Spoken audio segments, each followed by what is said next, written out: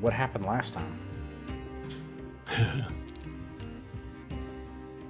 From the point of view of Jackson, I'll give a very high-level summary of what happened, because my memory is actually pretty hazy. We were crossing. We reached the caldera, where the High and Dry had landed or was abandoned in the middle of this caldera. And it was sort of like out on an island, surrounded by a bit of a lake, surrounded by some rough ground.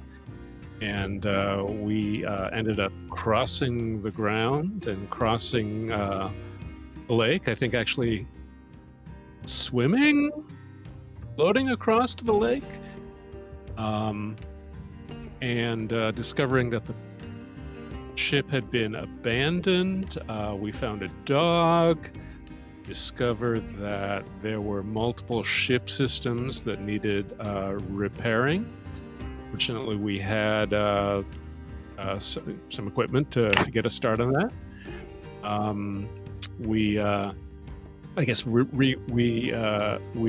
discovered that most of the damage was done because of rodents that had been chewing the wires. And I think we repaired it enough to get the thing off the ground, at which time the government, the volcano started erupting, and we got some communication from the government who asked us to try to rescue some people, I think. And I think we did that, and got back to Walston, and then as I recall, we made some decisions about going back to Flammarion, where Magnus's character's ship is that right? Bellamy. And yeah. Bellamy, is that his name? Bellamy's character. Yeah. Well, that's the name. Bellamy is the character name, and Magnus is my character's name in the Swords and Wizardry game I play on Monday nights. Okay, I got it. Yeah. So Bellamy's ship, and we sort of made some decisions as to course, which I can't remember. Hopping between certain stars, and that's all I can remember. Did I do okay? Yeah, that was awesome. I envy your memory. That's fantastic.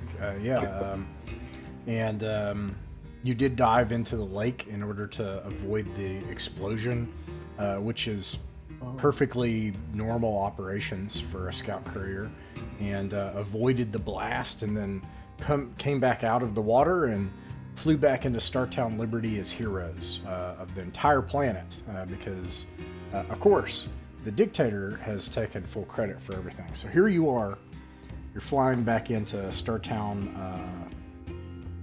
almost said Startown Liberty, Startown Walston, and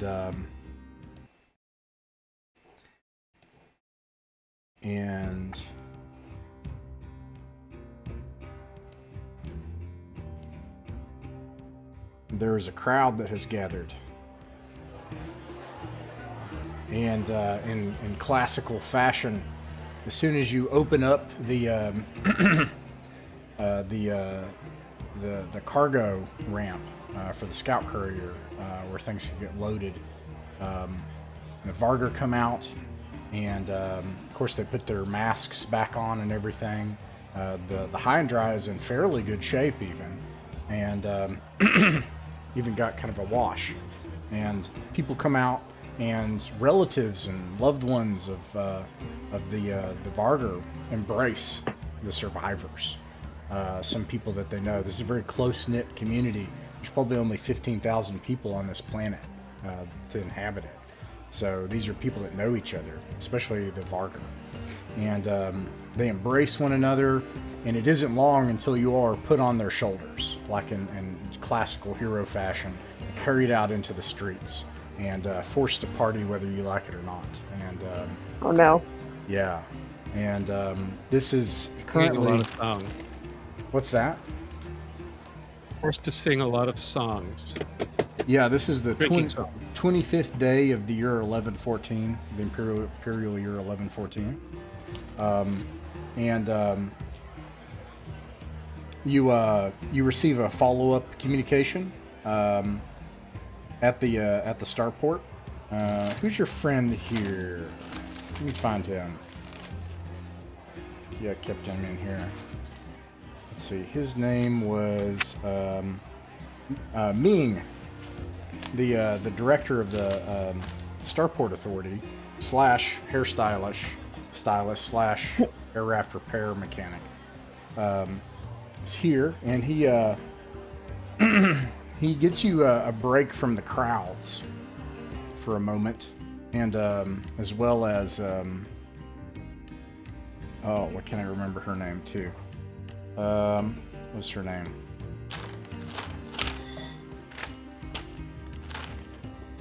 The Vargar lady that you saved, and you saved her family. It was not Vorlak, but it was similar. Well, I'm sad I can't think of her name, but she, excuse me.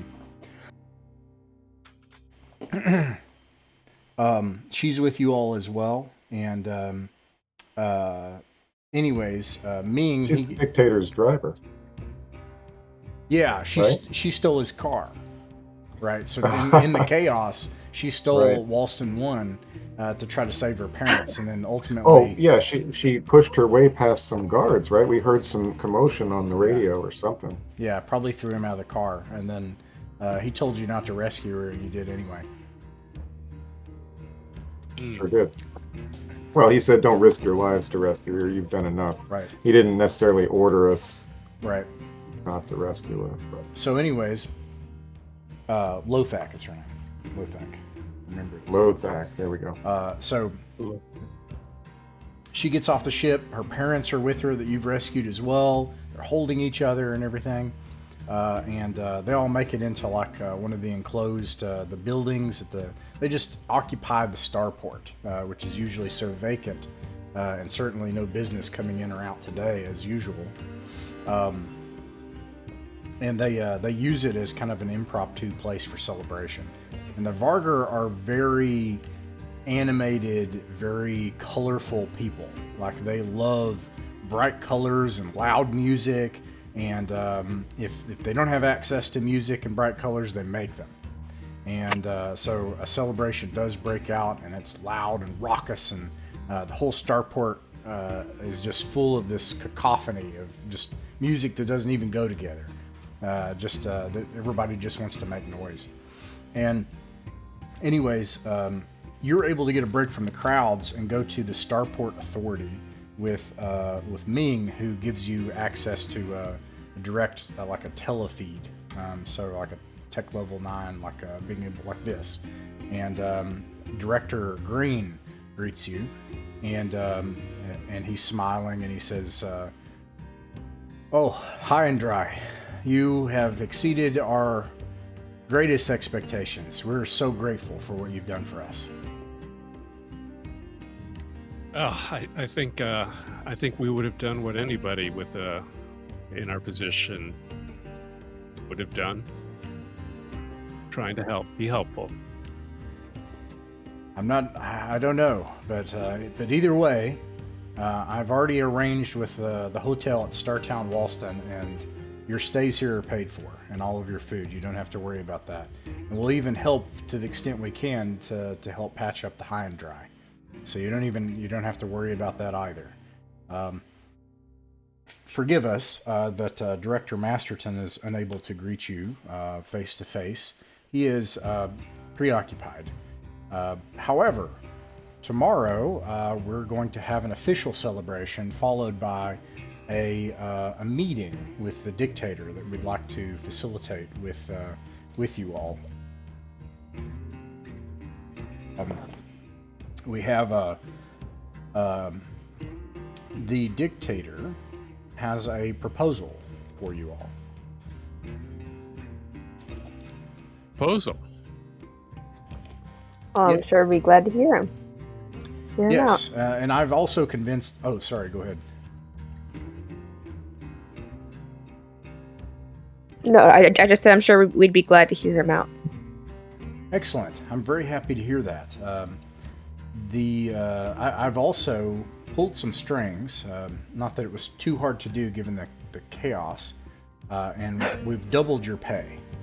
So tomorrow we'll have the credits transferred to you, 6,000 credits each as well.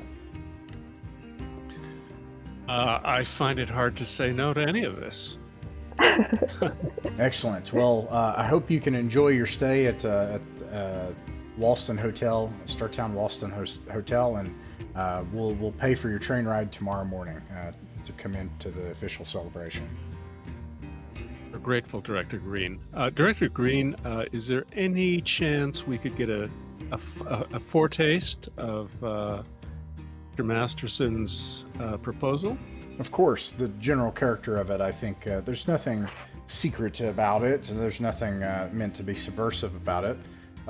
It's just simply that you are essentially worldwide heroes now of our people, and you do have a starship, and you work for the Imperium.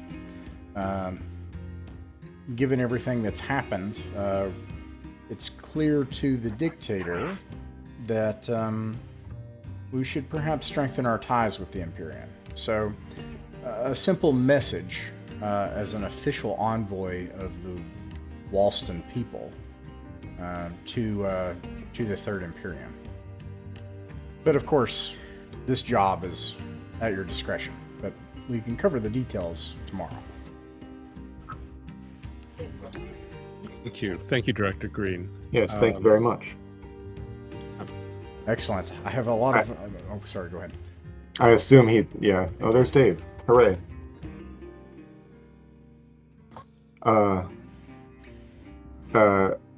Klaus is visibly tickled pink by this prospect. Well, I have a great deal of other work to attend to. We're still coordinating everything. Hello, everyone. Hey, Dave. Sorry I'm late. It's okay. We're still coordinating everything with the fishing vessels on the coast right now and trying to get everyone brought back together and accounted for. So, by all means, our efforts are not done for the day. And no, it may prove a sleepless night, in fact. But I look forward to seeing you all tomorrow. And thank you. With that, he turns off the feed, and Ming is like, "Wow, I can't believe all of that. I sure am glad that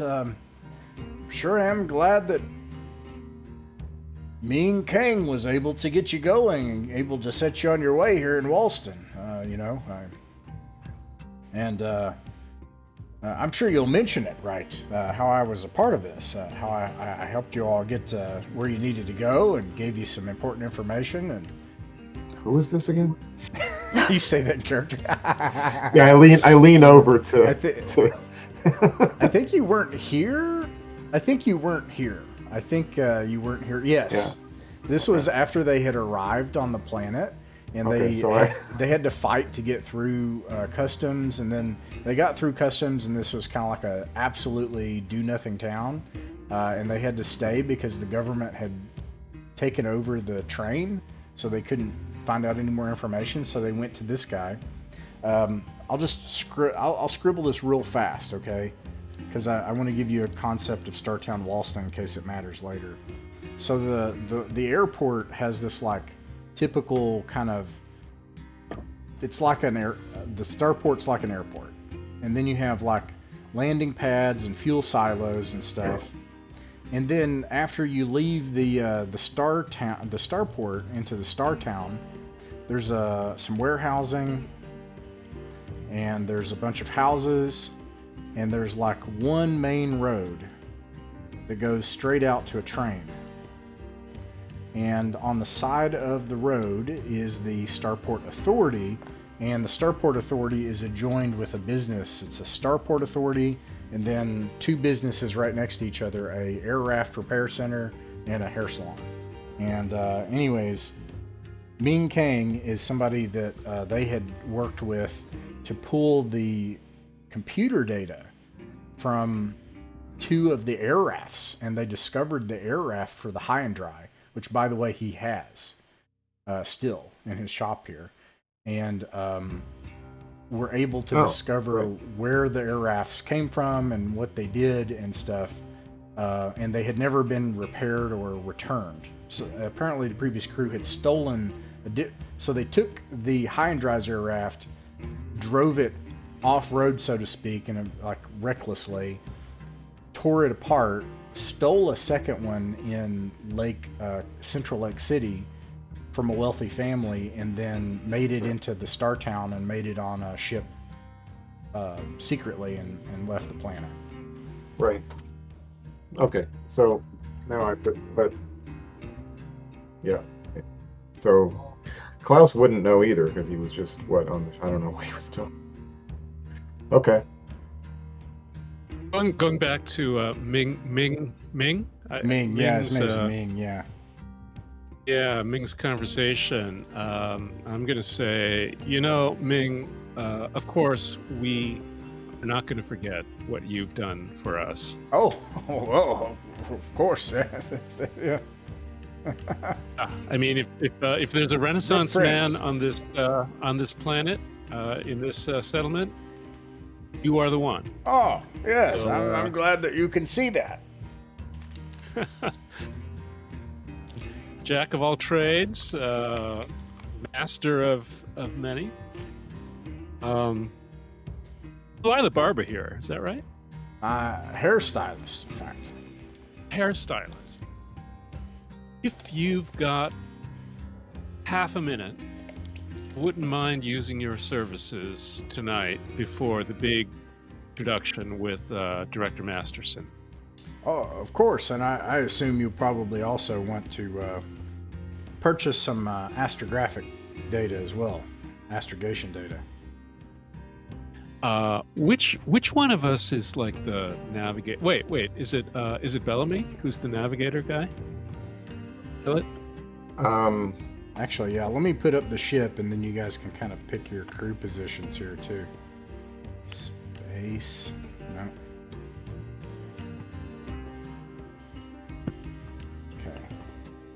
Okay. I do have navigation. Okay. Am I the only one? Everybody has. I have navigation 1. Yeah, so everybody has navigation 1. This is what I have. Why is this not working? Does ever have piloting 2, right? Everybody has. Or piloting 1, I guess. Piloting 1, navigation 1, engineering 1, medic 1, gunnery 1. I think that's it. So you basically have all of the crew essentials that if you were to hire a crew member, and it has the listed, what to hire them for, except for steward. So you don't have steward. That's required to operate a 400-ton vessel with passengers in high passage. But but otherwise you have all those skills. And then if you have higher stats, like I don't know if anybody has a higher stat in this, but Jason has dexterity 10 and pilot 1. So he was operating as the pilot before, because I was giving him a bonus for his dexterity. Yeah, I mean... And then... I don't think I have anything in particular except maybe education that would give me a bonus to navigation. And my education is 9. Let me start with Tiffany Shipley. What would you like Shipley's position to be? So Jason was operating as, and we'll rotate the captain's chair until we get back. This might be a consideration too. And then Bellamy's going to take that because he owns a ship. So would you like to be I suppose there's only 2 kind of options for the scout courier. This will change when you get a bigger ship. You could be the navigator / comms type person, or the person sitting in the jump seat that would go to operate the guns if something happened, go in the back of the ship, so maybe like what would you call it? Ship's engineer. Flight engineer. I could do navigation. Very well. You've got the navigation seat. And that leaves Bellamy. You're the kind of the ship's flight engineer, if that's the case for now. Okay. I do not have gunnery, by the way. Take gunnery. Take gunnery 1 and medic 1. I'm fine with that. I mean... No, I want every single traveler in this open table setup will have that suite of skills. All right. That way there's no main character that arises. Okay, cool. And then currently Marcelo's sitting in the captain's seat. Okay. Back to... So he's asking if you want to purchase navigation data. Every time you leave a system, if you don't have the software, you'll have to do that. Now, you currently have a voucher where the Imperium will promise to front to Starport Authority the price of the navigation data.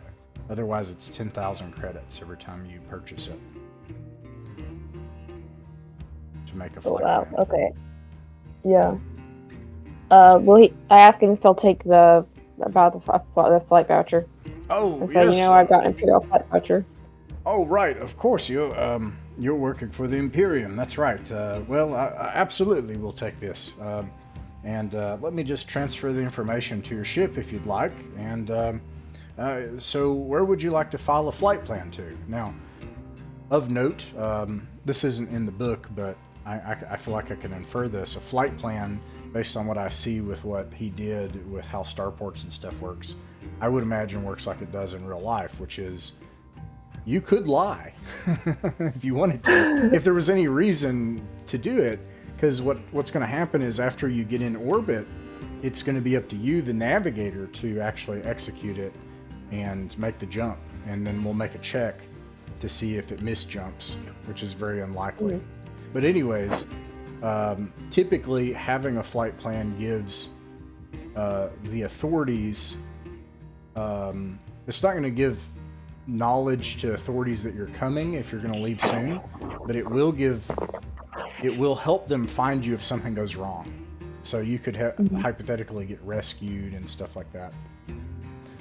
But then if you're trying not to be found, but anyways.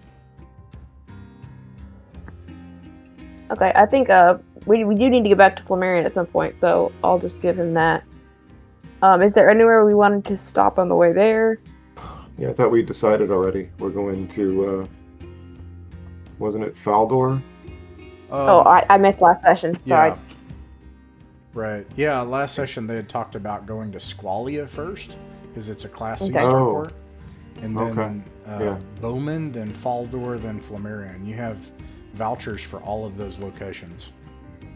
Okay, yeah, then I'll get those from him and plug them into the ship computer. Yeah, I don't remember talking about Bowman. Okay, you have Jump 2. Do you want to skip Bowman and go to Faldor or Flammarion? I thought that was the plan, but I could be wrong. I could be misremembering, but I'm pretty sure. Yeah, what does everybody else think? I mean, I wasn't there, so I don't... It's down to Marcelo and Jason. And Dave. Yeah, but that's okay. And I don't have a very... Go ahead. I don't have a very good memory, but I do remember the discussion being around the fact that we have a Class 2 jump drive or whatever, so we can make a jump of 2... how do you say it? 2 sectors or whatever? 2 parsecs. 2 parsecs, whatever it is. So so I think my understanding was we were going to probably skip to I think I'm maybe drew it incorrectly. So yeah, I thought we were going to skip to skip Squalia and just go to Bowman. I don't remember exactly. Bellamy probably has the best memory of this. I hope not. I know that you were going to go to Squalia first because I have the note. And I remember that. but I'm pretty. As far as the trip after that, we may not have to decide that right now. But he only cares where we're going right now, right? Right. Yeah, he's going to file a flight plan from Walston to Squalia if that's where you're going. Yeah. So. Okay. So, is that what you do, Shipley? You tell him Squalia. Yeah. Okay. All right. He says, "Oh, Squalia. I've always wanted to go to one of the surrounding systems, but maybe someday I can afford mid-passage and I'll be able to see one of these other worlds. I've heard Squalia is a very interesting place." Well, what have you heard? Well, they say it's like an ocean world, and there's all sorts of nations, different cultures that all live on the same planet together. And I understand sometimes they war with one another, though. And they're always trying to fight one another for the Imperium's favor, to try to become the official world government and be accepted in from a client state to an official world of the Imperium. But the whole subsector, I think, would have to change for that to happen. And I haven't seen it in my lifetime. Been through 2 of these wars, so I don't know if that will ever happen. Are there any ships leaving today for Squalia? Interesting. That's a good question. I'll give you 2 days. None today, but tomorrow after your meeting, there's supposed to be a... Oh, wait. Hold on now. No. Let me double check and make absolutely sure. That and that. Right. Nope. I don't have any ships parked here except the High and Dry. Oh, so they won't be getting any news from here then? I don't think so. I think you'll be the first ship out. And you're sure there's no mail going that way? Anyone We have can any just write a messages lot of they need to letters send? and then mail them ourselves. I guess what I'm saying is maybe we should have a chat. Well, I'll say thank you very much to this. Are we still talking to Ming? Ming, yeah. Yeah. Okay. I think amongst ourselves, I'll say, tomorrow we should tell the dictator that, we're the first ship leaving for Squalia, and if he wants any sort of official message about what happened here, it'd be very helpful if he would let us carry it. And because who's gonna? Yeah, we're heroes. It'd be nice if they actually knew that. had a way of knowing it. So maybe a package of official footage or data about the volcano and all that kind of stuff. We should probably start collating that, and just have it ready to take, because that'll help us out a lot. Well, it's more about it is what really happened. Yeah. And if we're going to establish a reputation and we're the only ship going there, then we have to make it happen. Mm-hmm. Ming says, "Yes, absolutely, and you should mention old Kang at the Starport Authority here, Ming Kang. You should let them know too that how I included in the report." I don't see why not. Oh, good. Very well. And about that haircut, and so yeah. I'll sign up for a haircut too. Okay. Why not? It's cheap. This place is it's a backwater, so you can get a whole haircut here for 5 credits. No way. Even everything, right? Not that it'll matter after a week and 5 credits.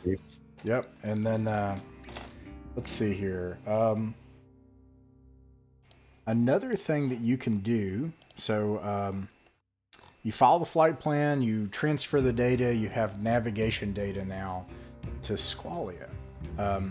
As part of that, if you choose, I don't remember if the High and Dry has a ship's library, I'm sorry, and I can't remember if it comes with the software. But what I've done before, which I think I would allow now, is at a minimum, when you gain the navigation data, you can get the world data. So if you're ever curious, you can always ask, what is the world data for this world? You can do that at a Starport Authority. World data may be outdated, and it may change. But if you're ever curious, it'll give you the raw data for it. If you want news, you have to find somebody at a bar.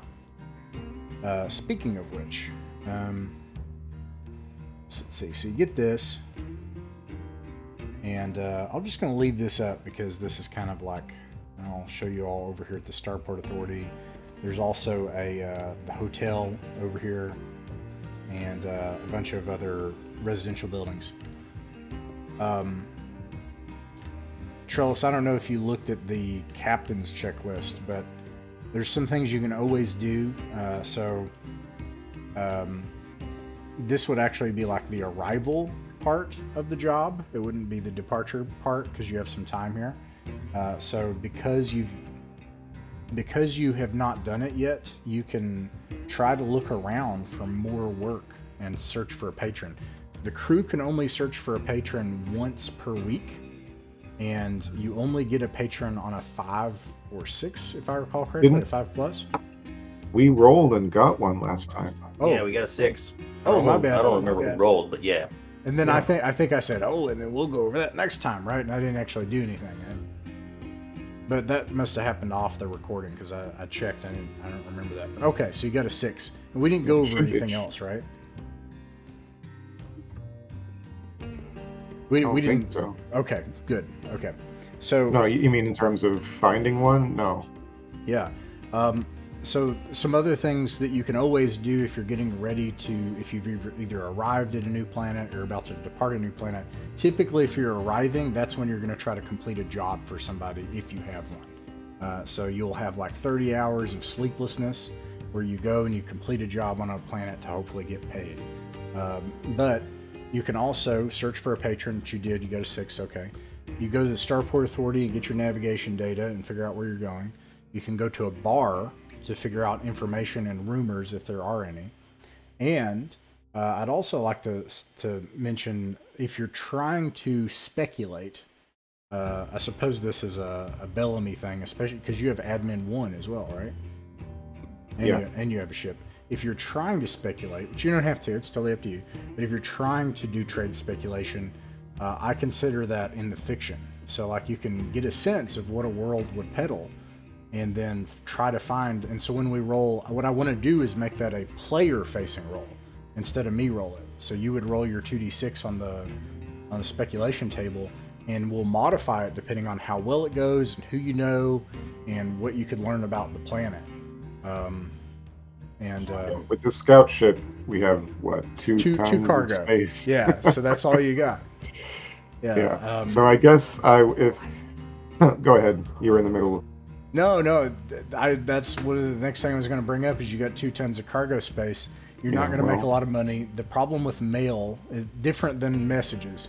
Mail is an official, usually Imperium thing that has to be done on a subsidized contract, and it's permanent. It's like, all right, we're a mail carrier, and you're always going to do that, and you're always going to get a flat rate, and it's always going to take up that amount of space. And you don't have enough space. A scout courier does not have... Yeah, it needs like 5 tons at least or something. I can't remember, but I remember reading in the book that you have to have a certain tonnage of ship, and it has to be a subsidized contract. Yeah. So, and we can probably try to work that once we get the other ship going. Yeah. But for now, I would... Go ahead. So here you are. So I just wanted to mention those things. So there's like some player things that you can always do, and you should always do whenever you go to a new star town. But here you are, you're at a star town. Where do you go to try to find somebody to talk to? And did we already do that? Did we already ask around, go to the hotel bar or anything like that? We didn't do any post make sure. Ship business post adventure. So what do you think? I'm going to toss it over to Dave, who's kind of the schmoozer in the group anyway, and kind of the one that's really good at that. What do you think as far as where would you go, knowing what you know about Startown Walston? You have a meeting tomorrow with the dictator. I don't know if you missed that, if you came in after that, but they have a meeting with like the world government, and they're going to like throw a parade for you all because you're heroes of the world. But in the meantime, you got free room and board at the hotel, and you search for a patron. Where would you search for one?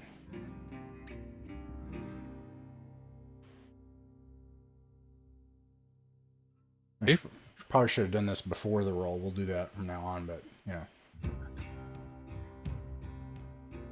I don't know if Dave is. Oh yeah, you might be muted, Dave.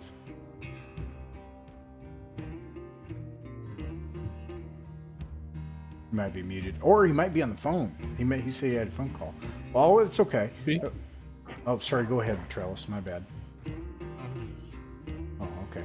All right. Well, what do you think, Trellis? Where would you go to try to find a patron here in this dusty star town? I suppose you've got your one contact, and then you've got the hotel and See, the party. when you honestly, sorry, Trellis, sorry. When you said that we were at meeting with the dictator, I thought that was you taking care of the 6 roll for the patron. No, yeah. So that's why I hadn't brought it up. Sorry, yeah, no, I'm a little meta here. Because that would be a great patron. And I'm just going to do this trip back, and then I'll step out of the meta and I won't bring it up. But I want to make like these things: going to the bar, searching for a patron, speculating. These are things that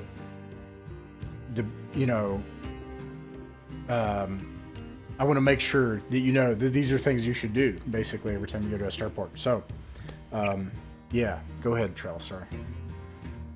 Well, situation is that we are world heroes. You know, we've done we're big damn heroes. We've done a great thing, and everybody knows about us.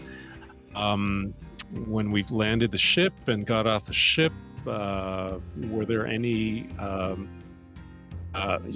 semi-bigwigs who were in the welcoming party who may have embraced us and maybe taken us aside and chatted us up? Were there any bigwigs aboard that we directly saved? Right. Okay. Good question, both of you. Yeah. So to the second question, an easy no. Because the people that you brought aboard were actually nobodies. They were farmers from like a nowhere settlement, and you had rescued them. Anyways, and the Barvin is like a absolute a backwater of a backwater of a backwater. So to the first question, okay, so that's and then this is where you'd probably roll it, in the future, but. You go to the party, and there's the party at the starport. So you rejoin all the crowd, and they're, like I said, it's just chaos here. Everybody's celebrating, and let's put you back in the starport. Oh, that's not what I wanted, and now I can't get rid of it. Oh well. Okay. Good. So all these Vargar have a certain appearance to them, like imagine that this is an anthropomorphic dog, right? All these dog people. There's I have to turn this off for what's about to happen. There's a larger let's see here.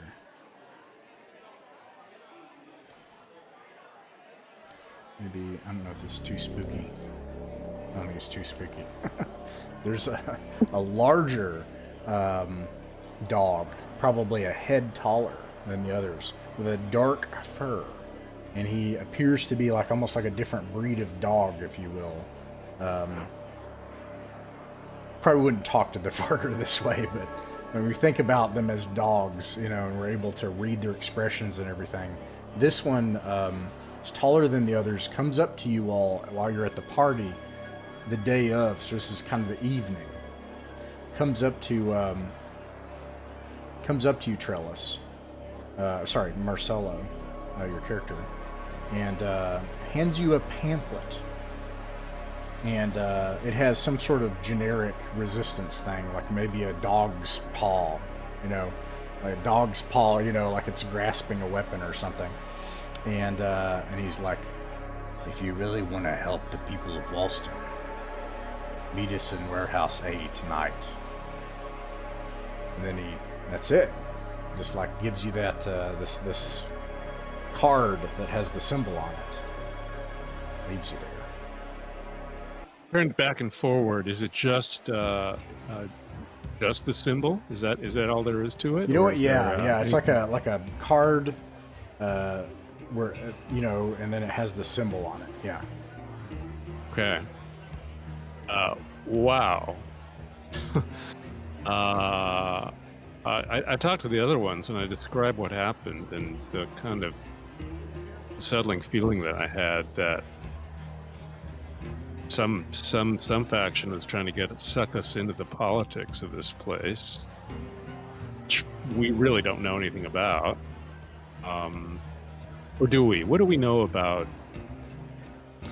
We know it's an absolute dictatorship. The status of the Vargar on this We planet. know they're not treated very well. Right? I mean, we've seen them not treated very well consistently while we're here. So it doesn't surprise me that they would How are they mistreated? resort to improving their condition. Just How are that they- they're clearly second-class citizens, and they clearly don't have much representation in the power structure at all. Yeah, they have none. There is no. The power Yeah. structure is the dictator. Yeah, How is this our business? it isn't. I'm just saying that it doesn't surprise me that. I think you say that in character. Yeah, Yeah, absolutely. Go ahead, Tiffany, please. Yeah. I'm assuming that so is Shipley. yeah. I'm looking and just kind of looking at the little pamphlet they handed me and kind of thinking out loud, which is maybe not the most wise decision, but that's what I'm doing. So yeah, that was my character's train of thought, is just like, thinking it over, thinking of what she's seen of how the Vargar are treated. It kind of doesn't surprise her that they're trying to do something about it, but she doesn't know they should get involved. Is the Vargar who we saved, or is it the one who stole the car and out to save her family? Is that Yeah. Or we Thorak? saved her, right? What is her name? She, Yeah. What about it's her name? Lothak. What about Lothak. Yeah. Go ahead. Lothak. Well, she's a Vargar that we're familiar with because we saved her. She was on our ship. And can we talk to her a little bit and ask her what she might know about some kind of rebellion? She's the Duke's. Good she's idea. The dictator's driver. And look, yes, we should talk to her, and we should talk to everyone we've met. We should talk to that store owner, which is her. What was it? Aunt? Uncle? The worker at the store is a cousin. Cousin. The store is, okay. of course, owned by a human. Yeah. No, well, I didn't know that was a matter of course, actually. We never met the store owner. We only met the attendant that was busily giving us bait and desperate to make a sale. Here's what I've noted is that a whole bunch of the people here seem very subdued. They probably have the population, what's the word? Pacified. Specified. But I haven't run across anyone that seemed that behaved as though they were particularly mistreated. That store attendant, if she was as incompetent as she claimed, how does she have a job? Anyway, these are just Well, thoughts. it's a small sample. Yeah. So, but I mean, There's we- 8,000 people on this planet. yeah. Well, let's I've only seen a handful. who can walk around here. So low. I have very low social score. So either that means I'm just bad at everything socially, or it means that I fit in well with other people that have low social scores.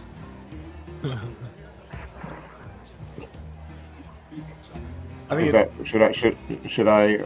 Is that a proper interpretation? are you asking me? Yeah. I will tell you, I think it's totally up to you, and I know that sounds like a, Okay. Well, a cop out, but hear me out. When I say it's up to you, what I mean is, to me, the attribute stats in these old school games actually aren't that important. Like they're important only when they are. Like they're important if they meet a certain threshold. But in no way does it represent a character-facing scale or a spectrum of I'm this social or I'm, no, you could be as charismatic as you want, or you could be, but you're not a noble. well, I know And that. and you Okay. can't, Well, yeah. So maybe we should just spend some time then tonight. Is it okay? Hold on. What time?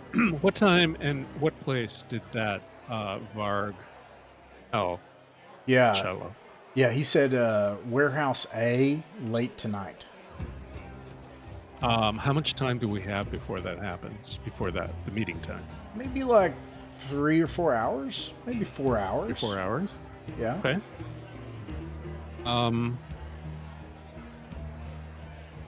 It would be wise to know what they're up to. Well, if people are celebrating and they're happy and maybe they're drinking a little, they might be, more comfortable talking to us than maybe they would have been yesterday. How So far this away might be a from good time to figure things out. Where is warehouse A? That's a good point, Shipley. Yeah. We can listen to what they have to say. Where is warehouse A in relation to like the starport and the government building? Do you ask someone that or look around? Well, yeah.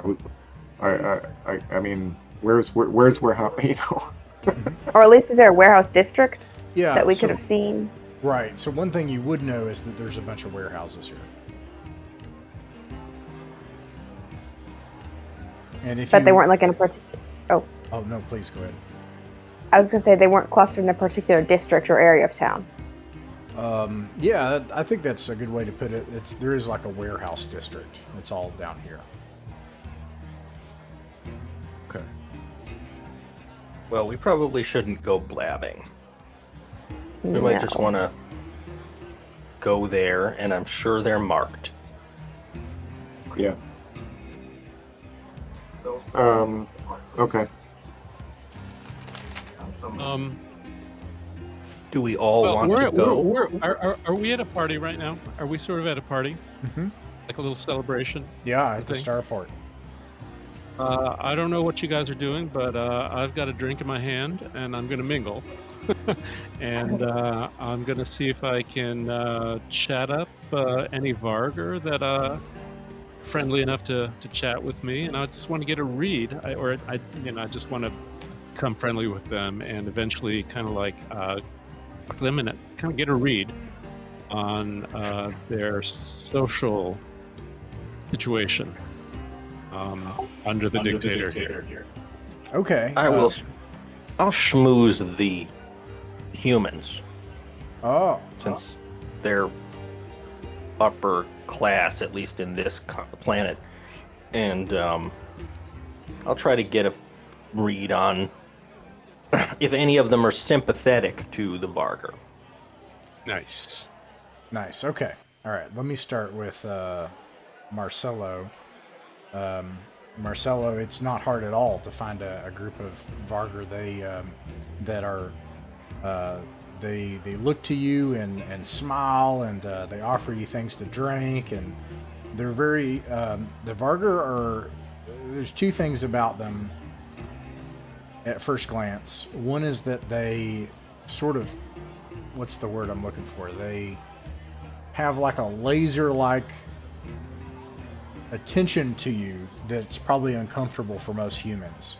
Like imagine if somebody's just like this all the time, like they're just so into you. Like a baby, a baby staring at you. Yeah, like a dog that's just like so into you, And then, so there's a bunch of, and they're smiling and stuff too. And then the other things are they're very touchy they're very flamboyant and animated and loud, and they're also very not into personal space. And so,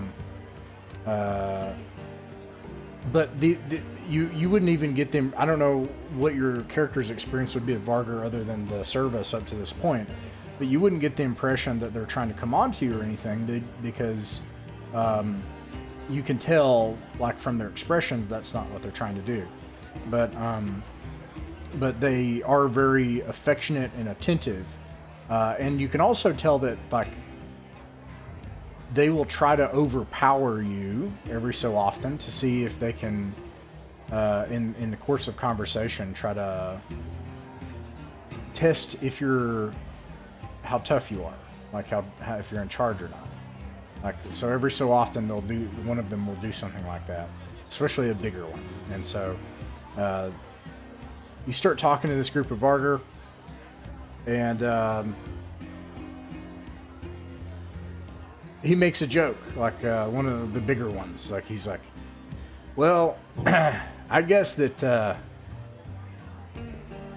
you managed to get that old rusty Imperial bucket back here anyways. I mean, and I guess there were free Vargar on board. You know, like he sort of makes a joke about it. You know. Well, yeah, I guess it was an old rusty Imperial bucket, but it takes some skill to move a rust bucket like that. And I'm glad that we were able to save the Vargar from a pretty horrible fate. Yeah. All right, roll. This would be like a degree of success roll. Roll a social 2d6 social. And what is your social actually? My social is an 8. 8. Okay. Pretty average. Okay, a 6. So rolled a 6. That's not that bad. He laughs, and you get the sense that he's like trying to make you. He's trying to, like, get you off by yourself to try to, you know, like, no, this is my friend. No, we're buddies. And he puts his arm around your shoulder and everything, you know, and stuff like that. But anyways, what are you trying to ask? Ask them, you know.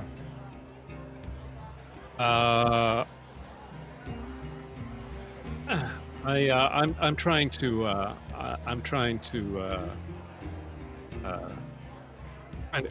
to gauge from him, just talking to him.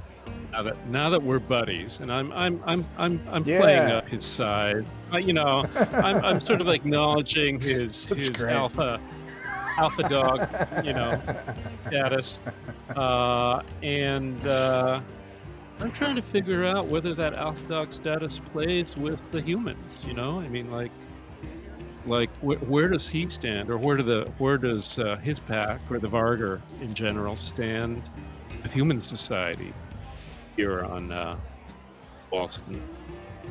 He seems a little what's the word I'm looking for this? Bemused. Like, it's like a really weird question to him, and so he sort of throws the question back in a way. He's like, what do you mean, like you mean the city the administrators, the guards? What are you talking about? I'm talking about society to society. I mean, Vargar live among themselves, right? It's like such a weird concept to him, like that he doesn't know, like this.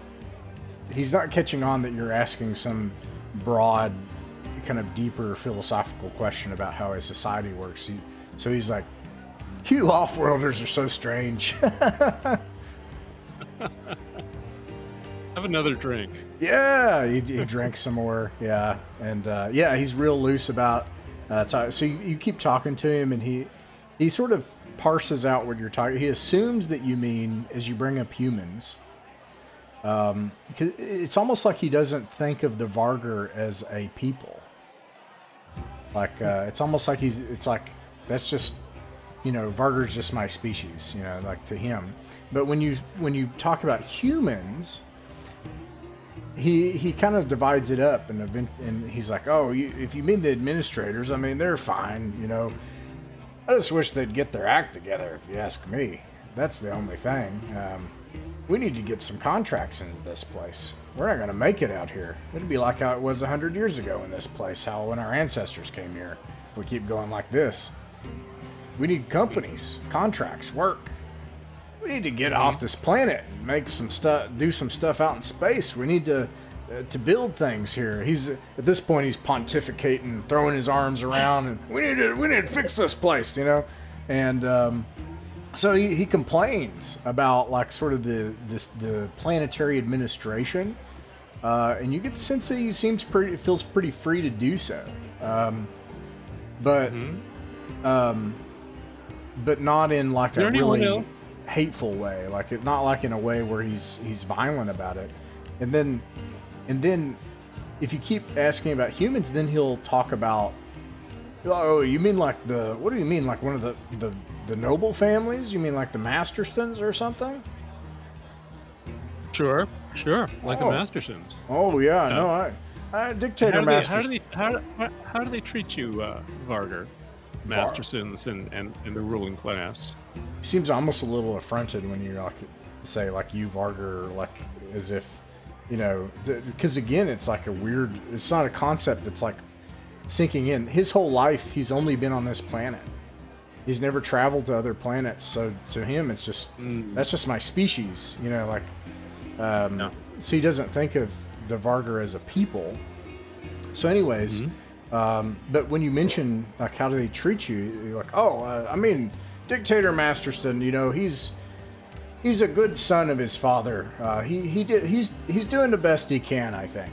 In fact, I actually think he's really doing a lot with what he's got. He's had the fish protein factory. It's still running after all these years. We had that problem back when I was a kid, and the fish protein factory shut down. And there was all the natural disasters that we had here, and had to evacuate that part of the city. Well, his dad. They say that his dad fixed that, but it was Dictator Masterson, if you ask me. I think he's a good man. That's what I think. I think we're lucky with the one we got with him. Yeah, it seems like he has like a kind of partisanship love almost of this of him. Masterson?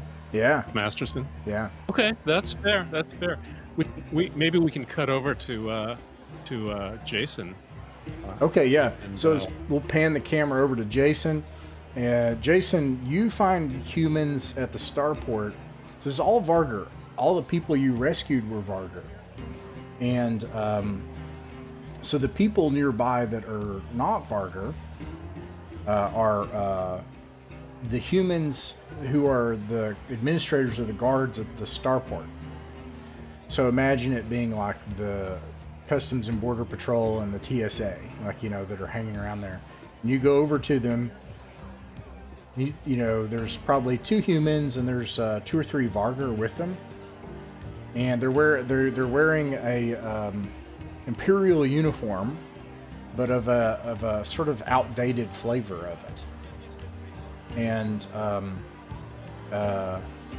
And he's got his arms crossed and he complains out loud, like, this isn't according to procedure. All these people in this starport, if something happens, it's going to be our asses.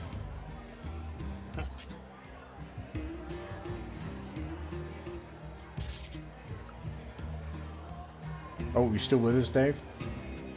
Oh, I'm sorry. I didn't realize that was directed at me. I thought you were still working with No. Yeah. So when you go over to the humans, you can hear him complaining out loud about that. Should there be a concern about something like that? He startles. Yeah, he looks up. He's like, "Oh wow, are you one of the ones that rescued all those people and you flew the ship, the High and Dry, and figured out where the blast was and helped rescue everybody?" Jason LaCour at your service. Oh man, that's incredible. The name's Amikshka, and he like reaches out his hand in an ancient gesture of greeting to shake your hand. It's a pleasure to meet you. Sure, go ahead. You were saying something about security concerns? Well, yeah. The starport is supposed to be a secure area. We're not supposed to have just a bunch of people milling about. If something were damaged or stolen, or I suppose it's good only your starship is out on the pad today. We don't have to worry about that. But if anybody wanted to try to do something right now, I don't know. We would get our asses handed to us by the planetary government. Do you often have people trying to do something? No, it's just, well, I suppose you're right. And the humans, I forgot, I'll note it here. 3 humans, three humans. One of which you recognize. It's the weedy one who checked you in and couldn't figure out how to process you all and brought you in as tourists. And then 2 others, and then there are 3 Vargar with them. And they're all in the Imperium's uniform with the Imperial sunburst on the uniform. Anyways, he says, well, no, you're right. We shouldn't worry about that sort of thing right now, and I'm sure it'll be fine. And after everything that's happened, everybody ought to be able to celebrate. I suppose you're right.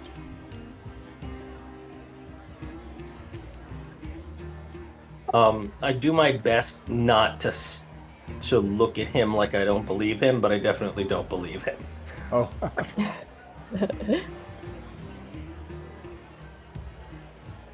So, we heard that you got hired by the dictator himself and you work for the Imperium.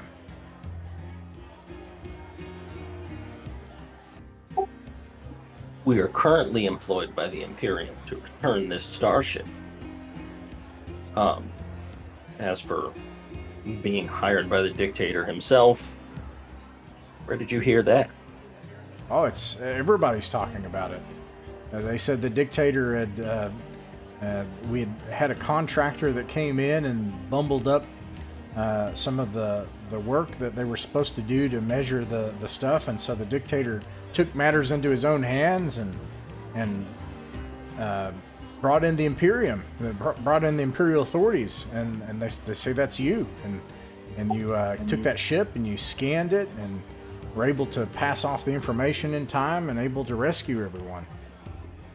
Oh yes, of course. Wow. That's exactly how it happened. So, if you work for the Imperium, do you think they're gonna bring in some work and some?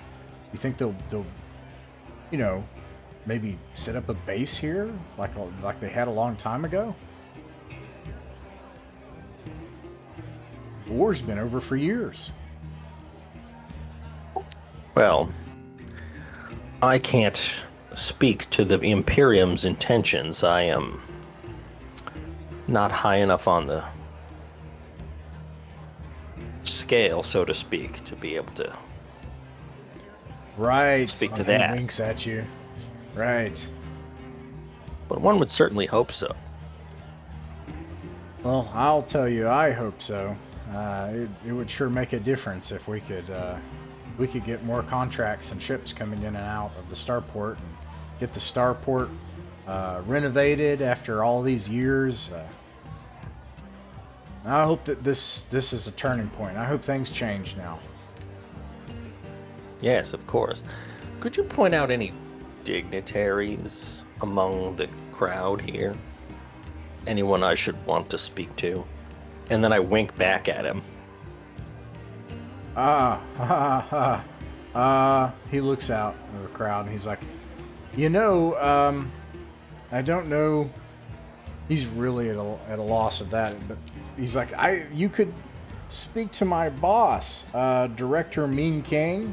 He's the director of the Starport Authority. He's important. And I don't know if I mentioned this, but again, just to reinforce this, all of the humans in Walston are kind of short, kind of stocky. They all wear like single color coordinated tops with kilts. So he's probably got like the imperial, like a jacket or uniform top, and then a kilt bottom, and then they all have like jet black skin with violet eyes, violet pupils, anyways. And, do the Vargar wear kilts? Yes. But Interesting. the Vargar are different in that they like cover themselves in super bright, flamboyant, colorful things like scarves and jewelry and just anything that they can stick on themselves that's shiny and colorful. They do it.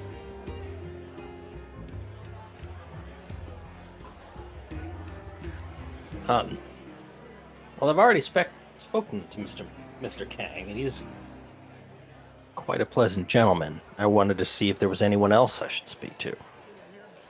Director Kang, he's a nice old man. Maybe you should head into town and talk to somebody at the World Government Building. I might just do that. Would you say there are any dominant or, let's say, prominent members of the Vargar species here to chat with? So, and you didn't see what happened with Trellis, right? You were off somewhere else, Right. But you get a similar experience from the human perspective, where talk of like differences in species is very odd to him, and he's like, "Oh, Vargar. Well,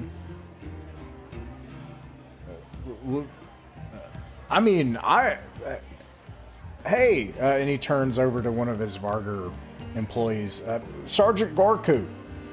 Hey, he says he wants to talk to a Vargar. And one of them comes over. He's like at the rank of sergeant on his uniform for the security at the starport. He's what is this? Oh, Gorku. Gorku and I have worked together for, well, what has it been, Gorku? 17 years? 17 years, sir.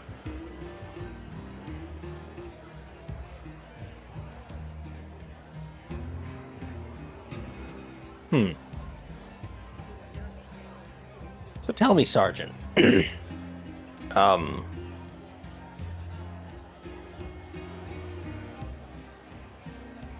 what's your impression of what was the human's rank? Was he captain? Yeah. Of the captain's security concerns here at the starport with all this big crowd. Gorku frowns and he's like, absolutely valid, sir. We ought to clear all these people out. Now listen. And he's like, his uniform's perfectly pressed. He's just like, everything about him is a straight line.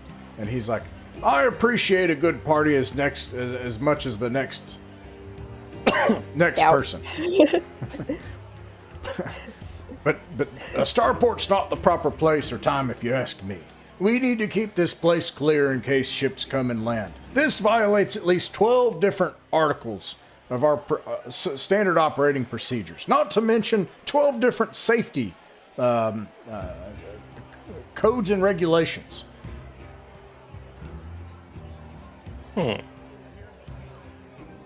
So, I mean, I would certainly agree with you. There are better places to hold parties. This seems a bit impromptu. Absolutely, You can't sir. really fault people for being excited for being still alive. I suppose that's true. And at that, the captain's like, It's okay, Sergeant. You know, the traveler here had a good point that people are just excited, and this sort of thing doesn't happen every day. So maybe it's best. We'll be sure to do a good security sweep, and we'll double down tomorrow. I know you like everything to be real tight, and Gorku's like, very well, sir. And he just stands and looks straight ahead like a... Nothing gets past Gorku. Okay. I'm at a loss. I don't know what else to do. So I just sort of schmooze back towards the group and I tell them, yeah, I'll tell you. I think this is okay. Oh, let me finish. Oh yeah, please. Let me go and then. Yeah. So either these people are thoroughly brainwashed, or they just really don't get it. So whoever's behind that. Hold on. Yeah. You're having trouble convincing anyone they're oppressed here. Well, I don't I even want to I don't convince see them any that they're evidence. oppressed. I just, they don't get it. Yeah. I'm okay with them not getting it. Yeah. But right, I just tell them, like, if there's whoever's behind this paw thing, these people don't even know, or they're so disciplined they're not letting anything on. It sounds like whoever invited us to this meeting is nothing but a rabble-rouser. It definitely doesn't have Okay. popular support. Well, we might earn some favor by exposing them. Indeed, that was my first thought, but I know I'm like twice everybody's age, so I didn't want to speak up unduly. If it turns out people are actually oppressed here, I've seen no evidence of it. I see an effective class structure that keeps order and somehow stays very peaceful. I don't see the problem. Nor do I. Right. So maybe we should still go to this meeting and just see what exactly is up. You know? Yeah, and it like Marcello will have joined you all again. Yeah. And Marcello's personality is that he is curious, and he wants to go to the meeting because he's a rabble rouser or wants to support whatever. But just like, no, there's like some drama here. Or what about We're Shipley? missing a Casey was good mostly gossip. curious too.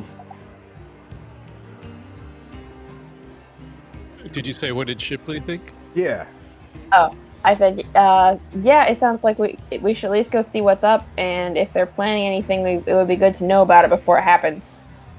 Especially if they really are trying to use the crowd at the starport to pull something off. All right. Okay. All right. Nothing else of note happens until that time. So let me draw this.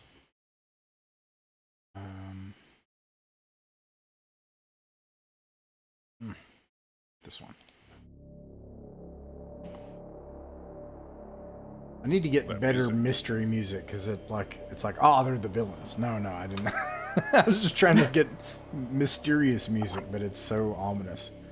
Okay, so it looks like kind of like this warehouse.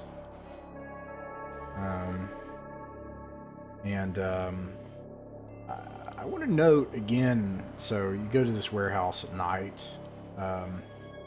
No one is out. Security is very lax and focused elsewhere. And there is a bunch of Vargar here. Let's see.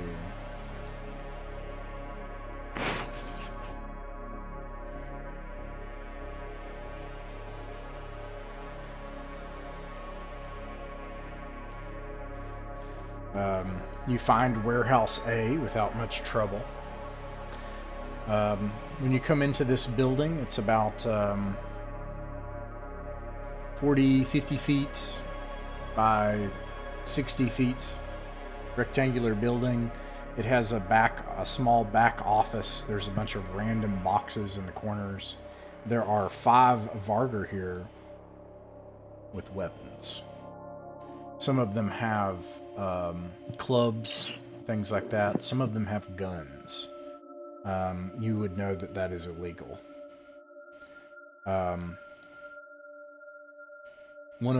Two of them part, like I just moved, to allow you to walk past into this office. These Vargar are of a different size, shape, and coat of fur than any of the Vargar you've seen on the planet, which all have a similar, maybe you call it genetic expression, or, whatever. They look different than the other Vargar you've seen. What do you do? I walk forward confidently. Okay, so is the group's going in to talk to whoever's in the office? They don't say anything. They just part for you to enter. We're we're here to see the person who invited us to the meeting. Oh, Show head them in. the thing. They, I'm certainly not gonna split the group up. I'll stick with them if they start walking in. Okay. They don't say anything. They just step out of your way. In the office is a Vargar that also looks different than the other Vargar on this planet, except he looks very worse for wear. He looks, to use dog language, canine type language or animal type language, he looks mangy.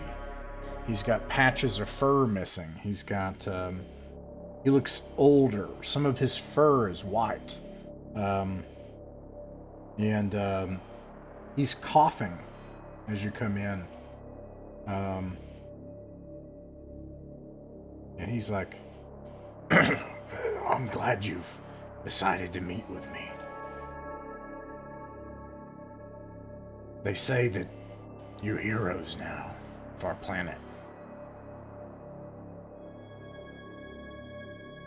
We only did what anybody else in our situation would do. Want to call that being a hero? Call it being a hero. See, We're no better or worse than anybody else here. well, see, I think that's where I disagree. I don't think many people could have done that. That's why I knew that we needed to speak. I'm interested in hiring you. I think what I have to propose would help people here in Walston more than rescuing them from a volcano, because to me at least they suffer a fate that's worse. And you should know I have a You must way... have lived here a long. Oh, go ahead.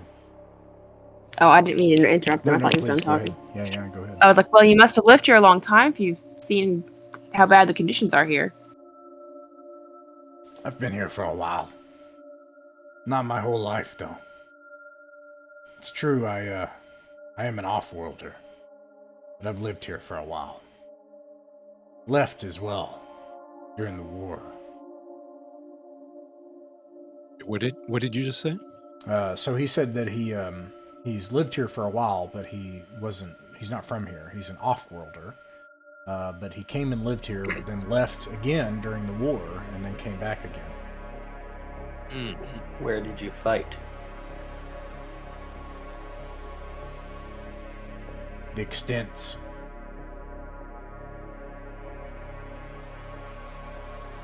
Do I know what that is? He looks and he sees the chunk of cyberware on your ears and on your head and face and different places. And he's like, "Where did you fight?" And then I'll answer that question. Actually, let me answer the question. The extents. The extents you would know where they are, that's where all the Vargar live. They're actually Vargar kingdoms that are not part of the Third Imperium. They're an alien species. There are Vargar that are Imperial citizens. To clarify, Walston is not an Imperial planet. It's a client state, right? So, like, it has some of the benefits of Imperial protection, but not all of it. Well, anyways, some Vargar live in Imperial boundaries. You also know, and you fought with them, that some of the Vargar turned against the Imperium, as well as Sword Worlders. Sword Worlders and Vargar turned against the Imperium during the war to side with the Zodani, and some of those Vargar you served with were forced to fight. They were conscripted as kind of a punishment to, to kind of regain their status in the Imperium.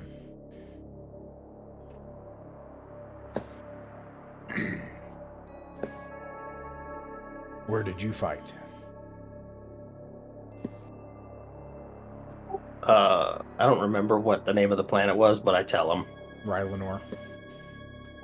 We fought on Rylanor, as well as other places. Oh, on the borders then. I'm from the borders too. I guess that you wouldn't be here if you had a choice. You'd be on a comfy Imperial world, in the heart of civilization. Not here on a dust ball like Walston. You probably didn't choose to be here. Listen, this is all very nice, but can we get to the point? I'll start with the pay and then I'll tell you the job. The pay is this. 2 tons. 2 tons of radioactives. I have them cached, and I have a buyer worked out.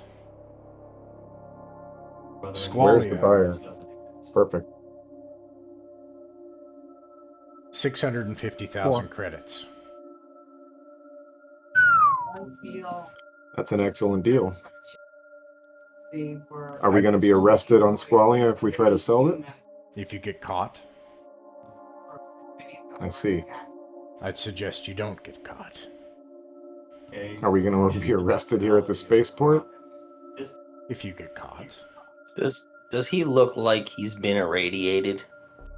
He doesn't look Not very recently. healthy. Yeah, no, he doesn't look healthy, but you know what? Only since you asked, only Jason make an intelligence check underneath your intelligence score. I'm gonna see if maybe this noble would have noticed something. Only nobles and the very worst of the worst would notice this. Drugs. Is that under your intelligence? Yes. Yeah, he's riddled, drug addict. There's something he depends on.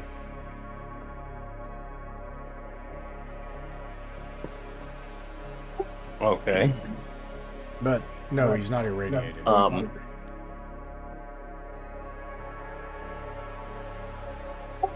Is it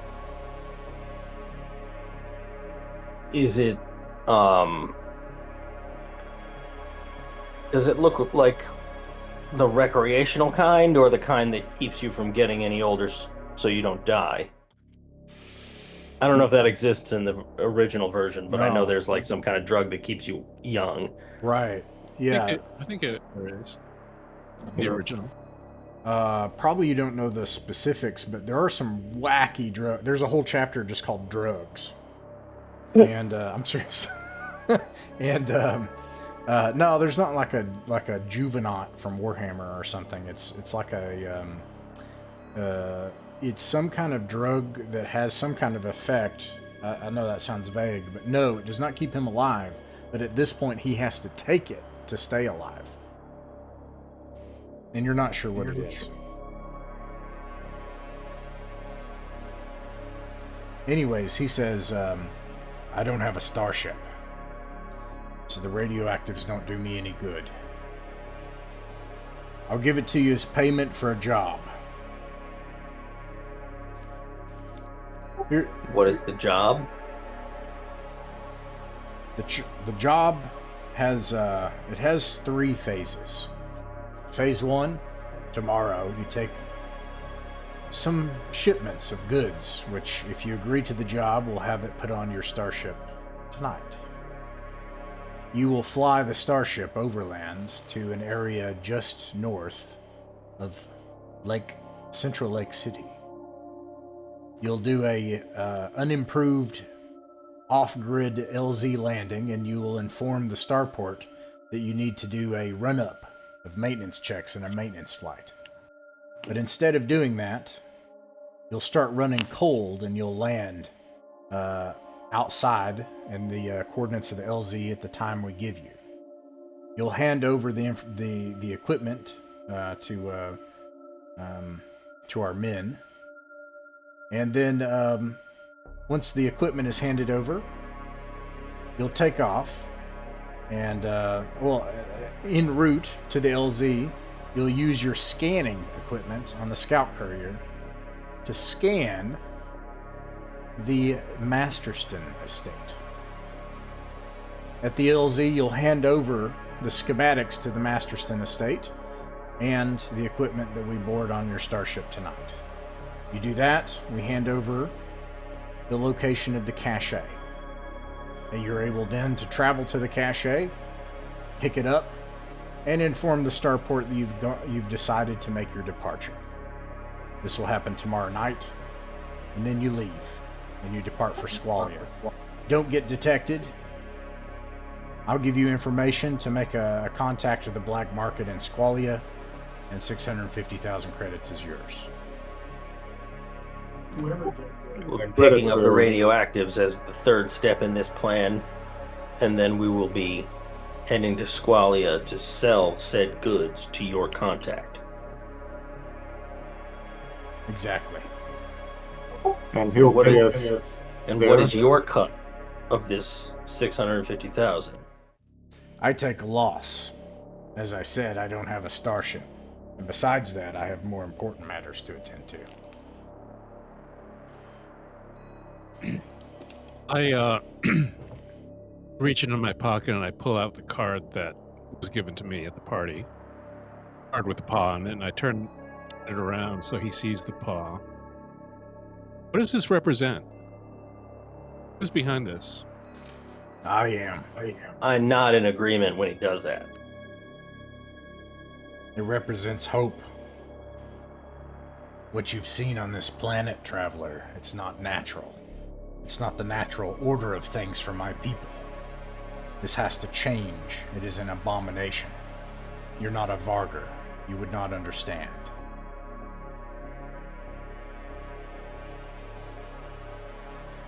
Really not. The Vargar that I spoke to tonight didn't seem to share these opinions. Of course not. How is the obedience enforced? You ask him, how is the obedience enforced? Yes, that's what I say. I think you misunderstand my people. My people have something that is different. I learned this from the Imperium. I don't mean to insult you. I don't know you, travelers, except I know your capabilities. But humans are duplicitous and treasonous. They stab one another and everyone in the back every chance they can get. Vargar aren't like that. You know, has it occurred to you that for us to take this job, we would have to demonstrate our duplicity? I don't expect you... I don't expect to depend on your integrity, traveler. I expect to depend on your greed. Well, at least you're open about it. And one other thing. I will need an answer before you leave tonight, of course, for my own purposes. And if we say no, Then you walk away and you leave Walston. Allow me to confer with my compatriots. Could we use this office or over in the corner for a moment? He catches what you mean and he leaves the office and closes the door. look for cameras. I just pull you all in as close as possible. Group hug. You look around, you don't see any cameras. It looks very primitive. Tech level 8-ish, 9-ish, kind of modern, kind of trash. It's actually less than that. I give a long, hard wink. I give a long, hard wink to all of you. And I just mouth the words, "Shut up." What? 650,000 will get us out of the fire. We'll be able to repair the ship. And I keep winking real hard while I'm doing this. So, I say we take the job. And I keep winking like, as if to say, the answer is yes no matter what, because otherwise they're going to fucking kill us. Oh.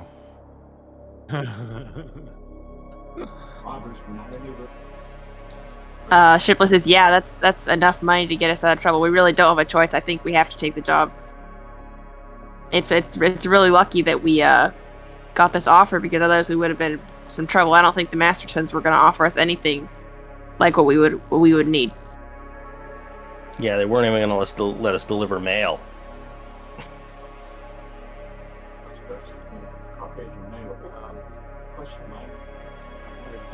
Klaus feels his heart sinking, and says nothing. Just sighs and stands up. Okay. Comes back in. What's your answers? We accept your very generous offer. Yeah.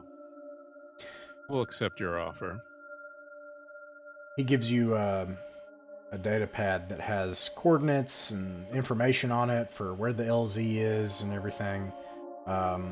He says this information is encrypted and controlled remotely.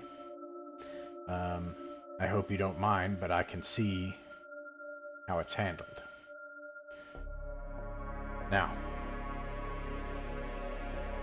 your ship and your crew have been through a lot, and you've done a lot for these people. I think that the hour's come to really change things here. And your ship has been through so much, so it would be so unfortunate if something were to happen to it after all of this. So I look forward to working with you. And then like these Vargar come, they just open the door.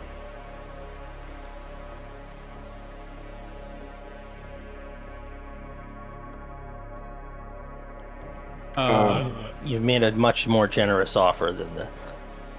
I try to play like the really greedy piece of shit human that he obviously sees in us, and you've made a much more generous offer than the Mastertons could have. And we're glad to help. All right.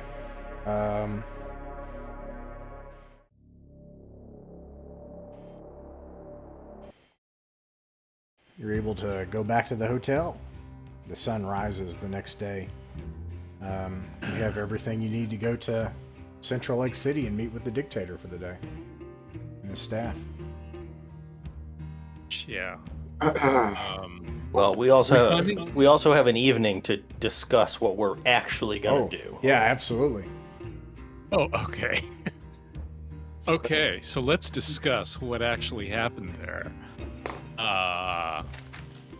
First of all, these Vargar, this whole crew must be like a subspecies from off-planet.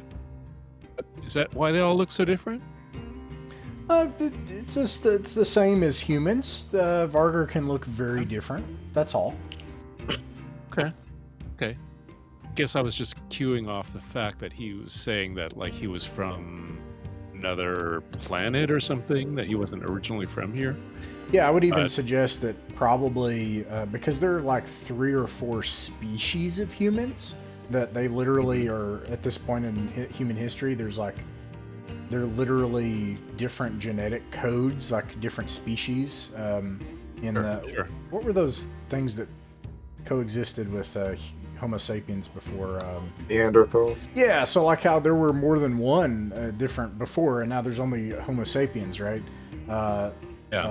There are multiple humans at this point, but there's really, and I could be wrong, but it doesn't matter in this case, that for the purpose of this, these are all the same kind of Vargar. They just look different. So you can tell they're from different worlds, different cultures. Okay. Yeah. Descended from a different continent of their home world. It doesn't matter. So, just to get it out there, I don't like 1 inch of this, and I don't want to do it. And I don't care how much, and I don't care how much I'm paying. I hope you were.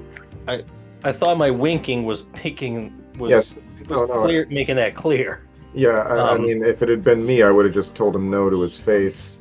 And then he would have shot you in the face, and we would all be dead. Well, so we were armed too. We didn't give up our guns when we came back. We got permission from the Planetary Authority to have them. But yeah, we were outmanned. We were outmanned, outgunned, and in a bad position. So it was better to play it the way we did. Maybe so. I don't want to deal with radioactives, and I don't think we're actually going to get paid this $650,000, even if we do the job. So I will note that this world's version of gold, like this world's version of like finding something infinitely valuable or diamonds, is radioactives. So radioactives are like the unobtainium. What are they used for? I think this is a guess, and maybe you all tell me, Chris, tell me if I'm wrong here, but when it's in the trade chapter and it's the most expensive item, so what I take it to mean when it says radioactives is like uranium, plutonium, the unobtainium. Yeah. And it doesn't matter, right, what it is. It's just like that really highly expensive, powerful item. It's used, yeah, it'll be used for, certainly be used for every kind of jump drive and you know, major industrial things, tech research, weapons. Not to mention, weapons. I mean, the missiles, you know, missiles in Traveler are basically like ship-to-ship missiles are probably like bunker buster, like, you know, tactical nuke level explosions. So anyway, yeah. So I think radioactives would be used for, and actually I think to point to the expanse, radioactive is like the proto-molecule. It's like the unobtainium. It's some really weird and powerful thing that governments and militaries would use. All right, well, now that we're alone, I will put forth my position on the matter, and you all can tell me how you feel. I don't think we're going to get paid the $650,000, even if we go along with this. I don't think it's our business to foster whatever revolution is going to happen. And I don't trust this individual. He's clearly a drug addict. He probably just wants to be the new dictator.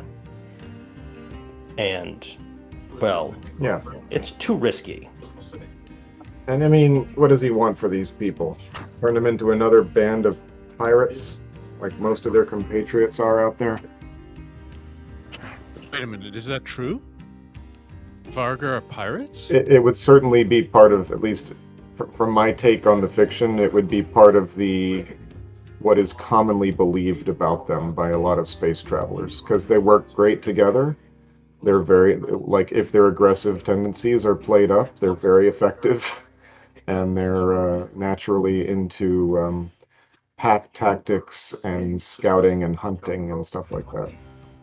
Yeah. But it's not, anyway, you could call it space racism, I suppose, but it's certainly something that the Vargar expense, or what did you call it, the extents, or Extents, yeah. yeah, like those clans, they're a lot of them are just raiders, pirate clans.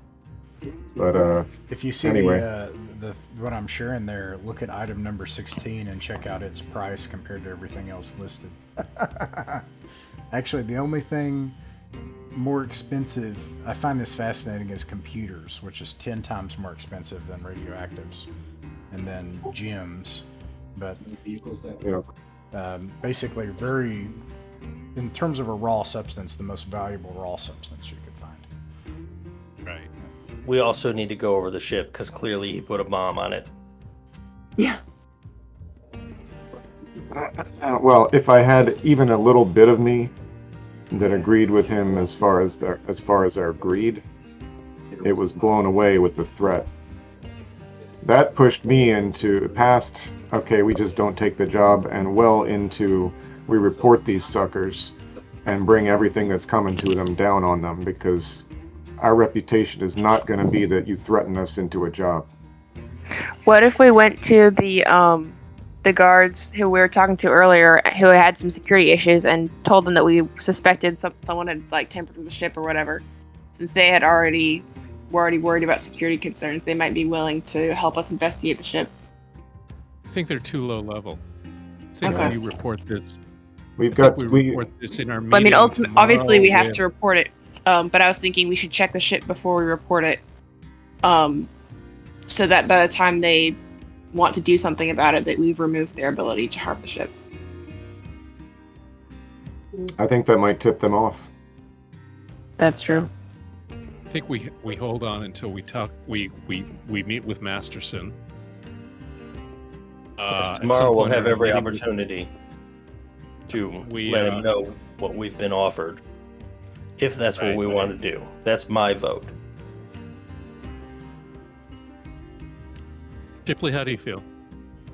No, I think we definitely need to report it. I was just concerned about the ship. But I agree that that's a good point about that it would tip them off, and then we'd lose the advantage of surprise.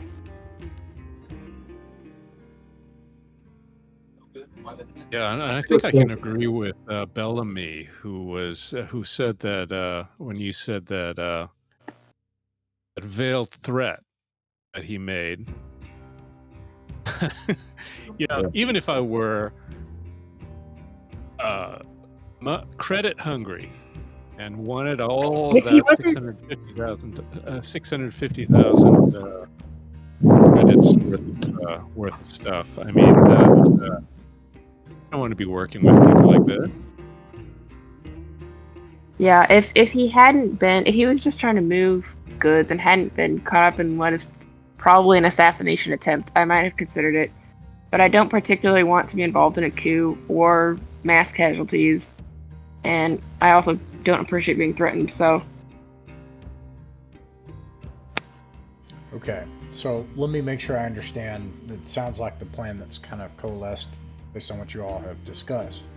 I'm hearing you say that you're going to, I assume, leave the data pad on the ship because you don't want it following you around, or maybe, I don't know, maybe take it with you, but then they would absolutely know what you're doing. Well, I suppose they know you're going to the capital, though. Well, I'm baffled by this guy's boldness, frankly. I mean, he must really think that we're just that greedy to take this big of a risk. I mean, it's a huge risk for him. Unless he's got a ship. Yeah, unless he's got a ship that we don't know about. And he can get off planet quickly, because if not... As I pointed out to you, he's coked out of his mind. Maybe so. Maybe so. Alright, so do you take the data pad? The words of with Vic James, cocaine's No. a hell of a drug. No. Can we leave it in the no. hotel? You could leave it in the hotel or on your ship. You have a ship's locker, so you have like a secure storage area. Or, I mean, we Oh, should take it with us back to the hotel because we don't really. The ship is not home per se. We haven't like claimed quarters or put our stuff there or anything like that, you know, because we That's just the other brought thing. it It's back. not even our ship. He seems Right, to assume this so- is our ship, and it's not. Things he said could also apply to my actual ship if he's got connections off-world. But again, how's he going to get a message without a ship leaving the starport? It's not like he can send a transmission unless he's transmitting to a base off-world that has a base facility. In other words, if he's threatening my ship, then he's way more powerful than... No. Let me clarify that. No, he's talking about the high and dry. Okay, because it wasn't... I thought you were being deliberately ambiguous. No, He wouldn't need Okay. us if he had that much power. Well, Yeah, exactly. he could move. But anyway, okay, so therefore... So the question for tonight is, Ross, you asked, what do we plan to do with that data pad? We're going to keep it on the ship. I say we bring are it we back gonna- with us to the hotel, because he doesn't know that we don't live on the ship. and remember the hotel is in the Star Town. Your meeting is like 50 kilometers away via train at Central Lake City. That's fine. Okay. Here's what I suggest: we leave it in the hotel, and then we can tell the authority when we get to the meeting to send a message, have their men go and look at it, or figure out what it is. They can maybe set up. Maybe they have equipment that that can deal with the whatever encryption this guy's got on it or something. But the point is, notify. I think I understand. Okay, so you're gonna go the next day. That would be less suspicious than if suddenly a bunch of guys, like if cops go into the hotel room and it's just a couple of uniforms. That's different than if somebody goes onto our ship when we're not there. So you're gonna leave the data pad in the hotel, and then you're gonna go the next day via train to the meeting, like everything's normal, and then you're gonna alert the authorities. Okay. So sun rises the next day. It's time for you to leave on the train. You don't have to pay the train fee this time. Don't have to pay the hotel. You have a delicious fishy breakfast. Everything is nice and fishy. You've got, fish eggs, fish hash, fish soup, and a beverage that has a strange gamey taste to it. Yuck. Yeah, and then it's all free, and you go to Central Lake City. I'm going to draw this really fast just so we have kind of an idea. This is also from memory. I don't have my iPad, but I believe the train station has this like perpendicular pattern with one rail line going off this way, and then you come in from this direction, I believe, and then it continues on to the coast as well, I believe. And there's one main road, and it goes to the coast of a big lake, which is called Central Lake. And there's a fishery there at that point at the end of the road. There's one major large building. Okay, now I can't see it. Let me make it bright red. One large building. It's the largest building in town. You can also see this, probably the second largest building is a manufacturing complex, and then lots of little houses. There's a couple of shops, but there's not a lot going on here either. There's hardly anywhere on this planet has a lot going on. So, get off the train. What do you do?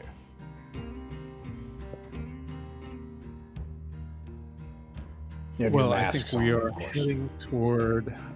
We're heading toward the offices of the world government. Right? Don't we have an appointment with Masterson? Yeah, and actually, you start heading towards there, and you can see it looks like they're not quite ready for you, or they're going to do this event inside of the building, and something happens. Let me see here. Uh-oh. So you're starting to walk towards the world government building. and you see a Vargur.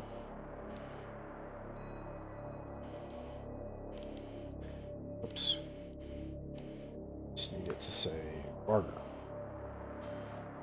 A Vargur comes A local out. Vargur? Well, this all happens very quickly. There's a Vargur that comes out from a nearby alleyway, and all of a sudden you hear, I think maybe this. You hear, where's it at? Something like this. And then boy. he just Take falls cover. down dead in front of you.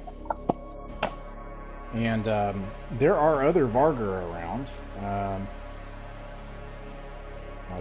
it's gonna do all of them now. I don't know why it does that. Sure.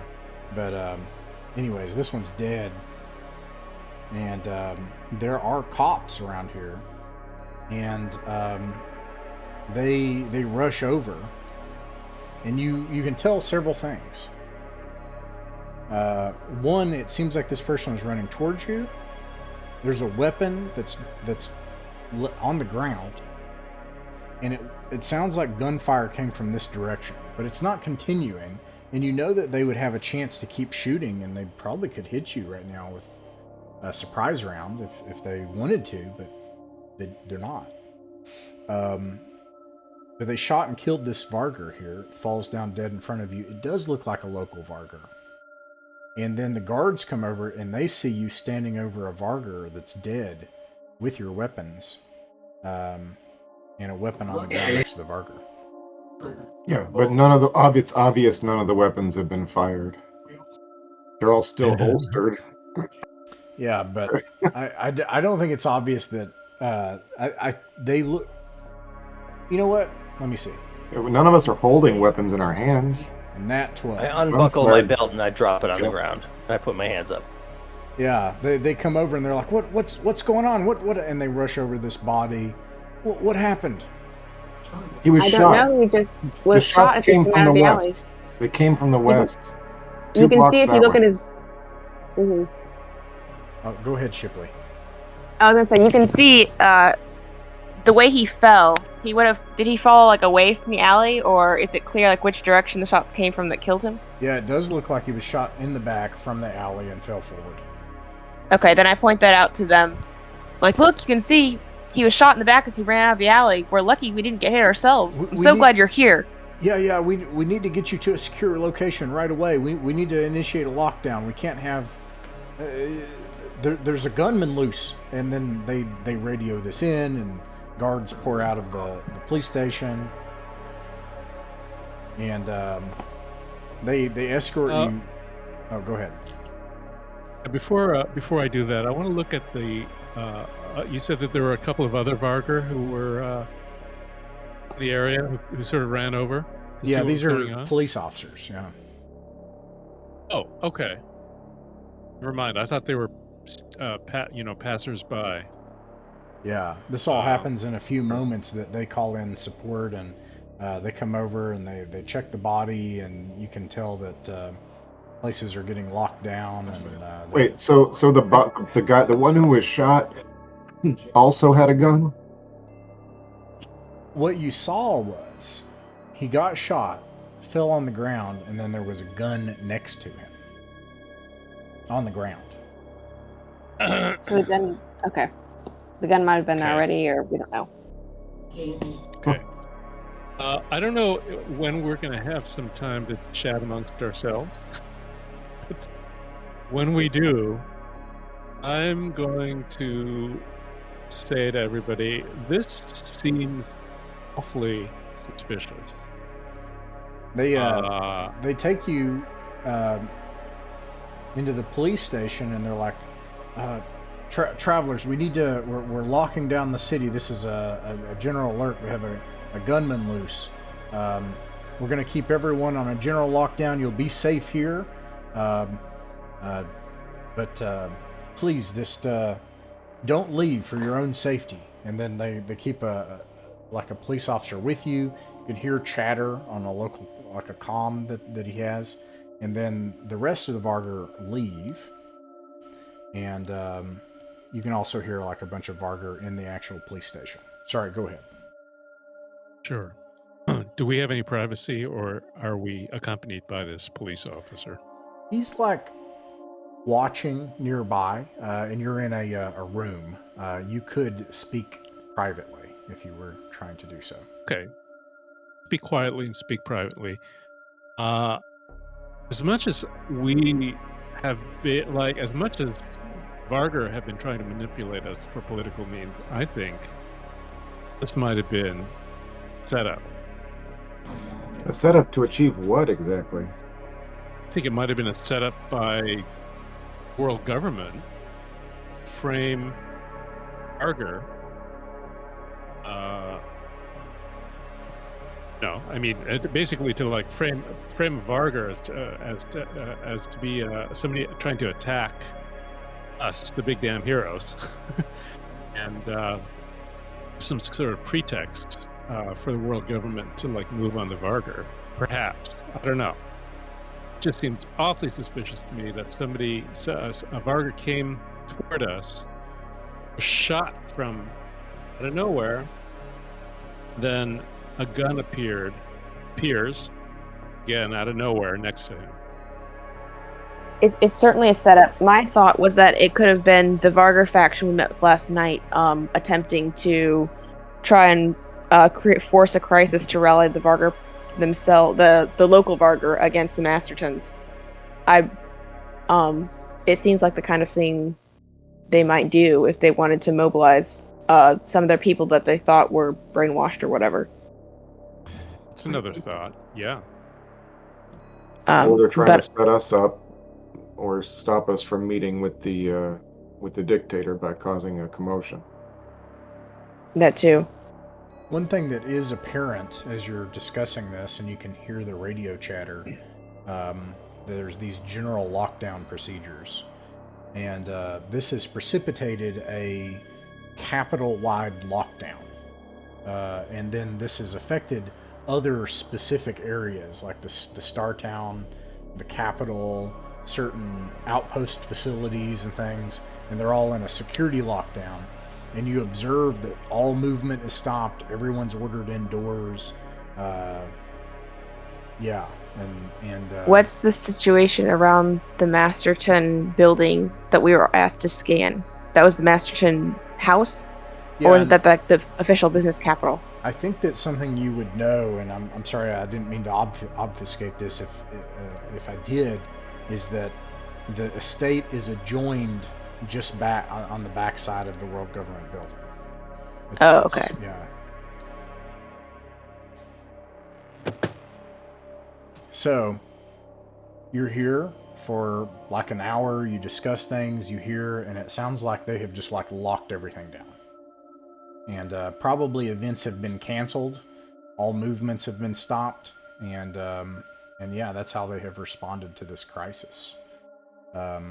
It's like this is not the first time they've instituted a lockdown of this magnitude. Seems like they're pretty well practiced at it, in fact.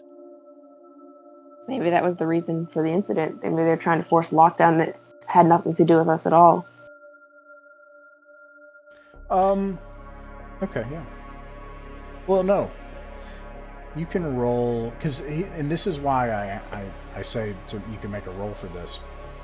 Your connection to the outside world currently is to hear chatter on a single cop's radio. So, without asking him, you could talk to him as well, obviously, or you could just try to leave. Let me know. Do whatever you want.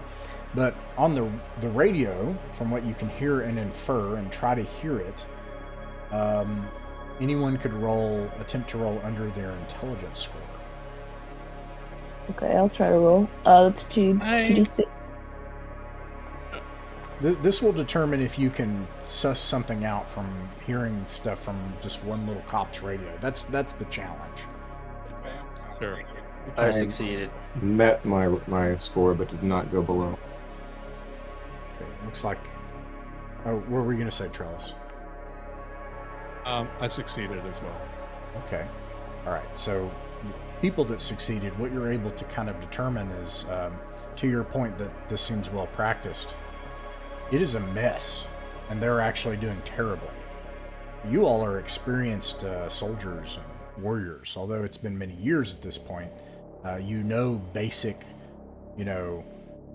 things like, I'm assigned at a post, I will not leave my post, I must be relieved in order to leave a post. You know things like physical security, you know things like patrolling, like, okay, we need to have an active patrol, we need to have observation.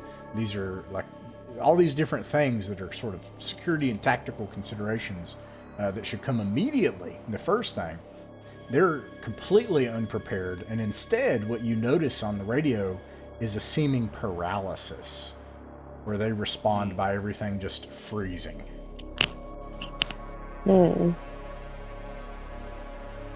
And in true Walston fashion, you also notice that very few or any decisions are being made.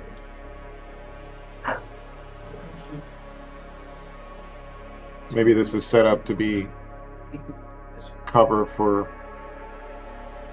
No. 2 hours. We have to we have to get a message to the... I turn to you all and I say, this is clearly a setup in order to Do something. force the royal family into one location where they can be killed. We should speak to the officer and try to get to speak to someone who can actually make a decision, and then tell them what we know. I think, Jason, you're going to have to act... I agree. You're going to have to act like the guy who can make decisions. Because I don't think these guards are going to make any decisions at all until someone comes to get them or tell them something. I mean, we have official business with the You may be right. dictator. What can be more official than that? So you want me to pull rank? I think these people respond to it.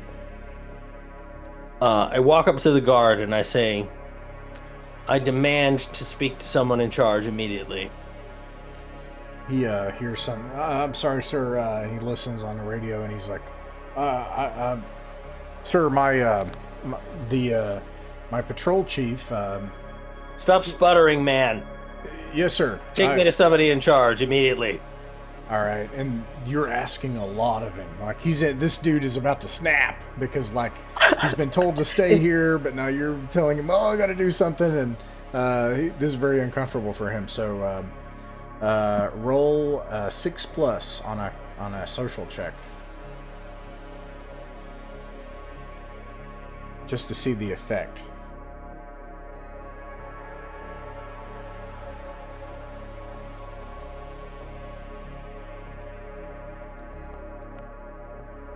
A 9. Okay, yeah. So he's like, Technically, it's an 11, but yes. Okay, sir. We should stay together. There's no one else here except to guard this area, and it's not safe outside. Come with me. And like, you all go out into the police station, and he comes up to a police sergeant, and he's like, Sergeant. And the sergeant's like, Zugse, what are you doing leaving your post? These travelers here, it's not safe outside. We are not travelers, we are representatives of the Imperium. You will get us in contact with the Dictator Masterson immediately. And since you passed that check already and you're kind of on a roll with this, he gets on the radio and he's like, he calls the police chief and he's like, sir, the travelers say they're on official Imperial business with the Dictator. Yes, sir? Okay. And then he's like, we have a procedure for this, sir. We'll be able to get you into the residence, but the Dictator's family... You will provide us with an armed escort, and you will get us there immediately. I can get you to the residence, but other than his inner guard, none of us have the authority to get you to see the Dictator. But anyways, they do take you to the building. And they take you inside.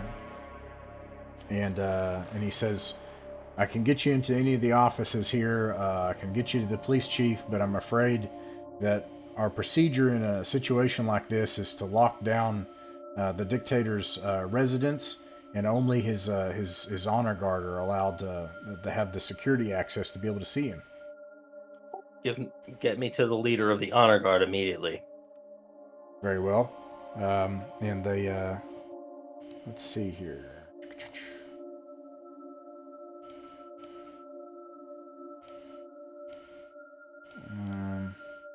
Walston.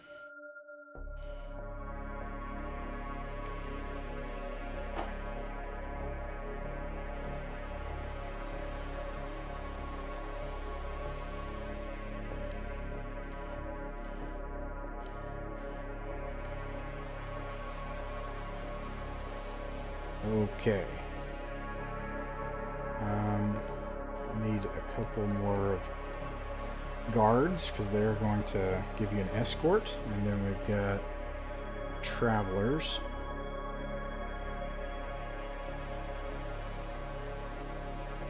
I think I got everybody.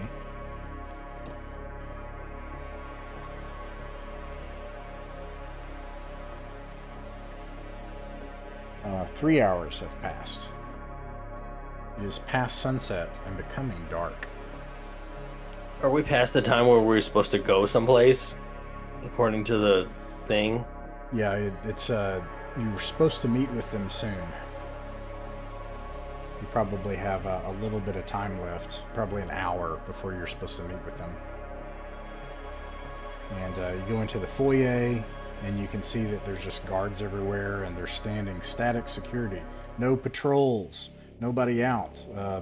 You would say this is a very ineffective security strategy because it is reactive and passive versus active, you know.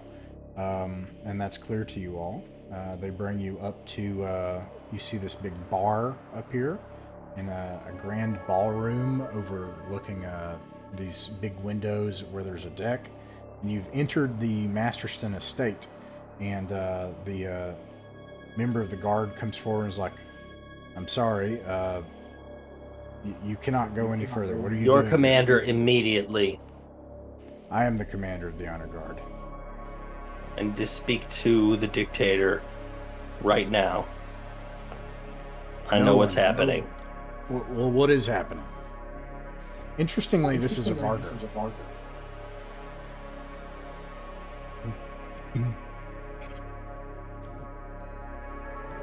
What's happening is cover for a criminal enterprise. Damn it. Can Well, you all get moving? That's obvious, but our security teams are searching the area. I mean, off-worlders do not understand, but our procedure is that in a situation like this, we lock down the dictator's room, and no one. They know that your procedure is to lock down. That's part of the plan. This is not. Who is they? We can Show him only speak the dictator Masterton, I'm afraid. Travello, show him the card. What is this? Some amateur art. This is the paw. This is obvious. This group is obviously planning to assassinate the dictator. They offered us a great deal of money to participate. We didn't have an opportunity to foil their plan. Now we do. Take me to the dictator. I'll be back. He leaves. Goes in. This takes more time. You're quickly running out of time. You realize at this moment, let me see if we have enough time. Yeah, we have a few more minutes. This is a crucial moment. There's a bomb threat on your ship. You're supposed to meet with them in a matter of 30 minutes, half an hour. Hypothetically, you would be seen on approach into the LZ right now. You have moments to act. And the dictator will probably be summoned, but not quickly. What do you do?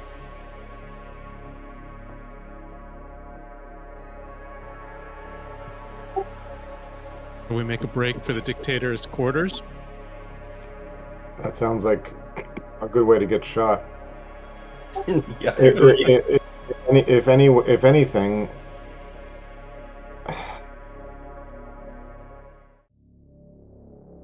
It's going well so far. I mean, here you got all the way into the residence. You're just outside his quarters. It's just all kind of on a knife's edge. You know, would have been great if we had that data pad with us. You do not have the data pad with you, no. We do They would not have still the had data to. They would have still had to break into it. That's true. Now we have nothing but our word. yeah, We also have our our reputation word as is big damn planetary hero. heroes. Exactly. I mean, what else do we have to rely on in any case? We have to. No, I mean, my vote is we're kind of committed. What you know, we can't. My, What do you mean? we're committed to not doing the job. If we have to rush anywhere, it would be right now to rush back to the ship and fire it up, and you know, we'll rush back to the hotel, get the data pad, rush that back to the ship and fire it up. You know, this was the cover plan for the job. The guy who hired us probably didn't know we had an appointment with the dictator. And we didn't know that we would have to wait till tonight for that thing to even start. And so Do now I here have- we are. That's Do I have the canceled. phone number? That event Do I is have the canceled. phone number of the Green, whatever his name is? Yeah. Do you have a device on you? Well, I I have have- a I- communicator. I'm assuming I would carry it. Okay, yeah. I call him. Okay, yeah, you call him. At first, it's like this number's unavailable or whatever, and then afterwards you get a call back and it's like, this is Director Green. Who is this? High and Dry? This is Jason LaCour of the High and Dry. We're being delayed in a way that is no longer acceptable. You need to get a word to Dictator Masterton that we've been offered an opportunity to aid in what I'm assuming is his assassination. We were trying to foil the plot, but your guards are incompetent and not allowing us to speak to him, and it's too late. So we will have to rendezvous with the terrorists and kill them ourselves. And there's probably a bomb on our ship, so if we blow up, it's because we fucked up. Bye.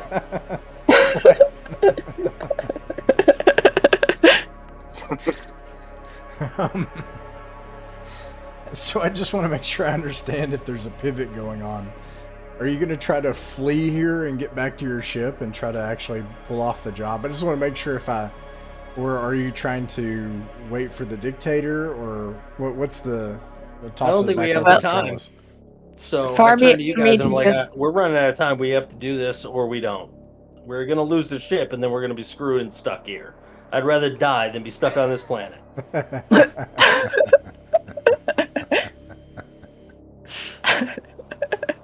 So, all right. Well, I'm not. I mean, who's? Yeah, let me toss it back over to Trellis so you guys can decide if you're going to try to maybe pivot and take a different approach. I will say, let me give you all the data, because I think this would be obvious to the travelers. You have to get there fast.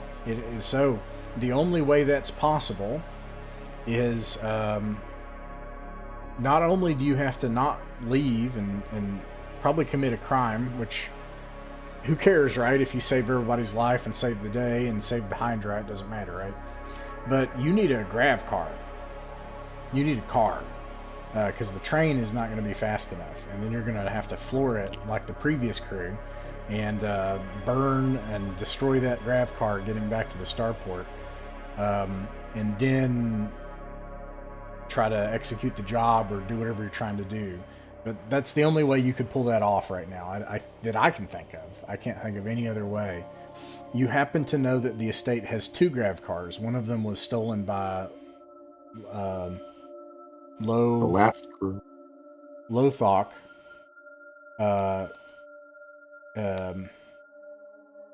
Walston 1, and then you have Walston 2, which you hope is in here.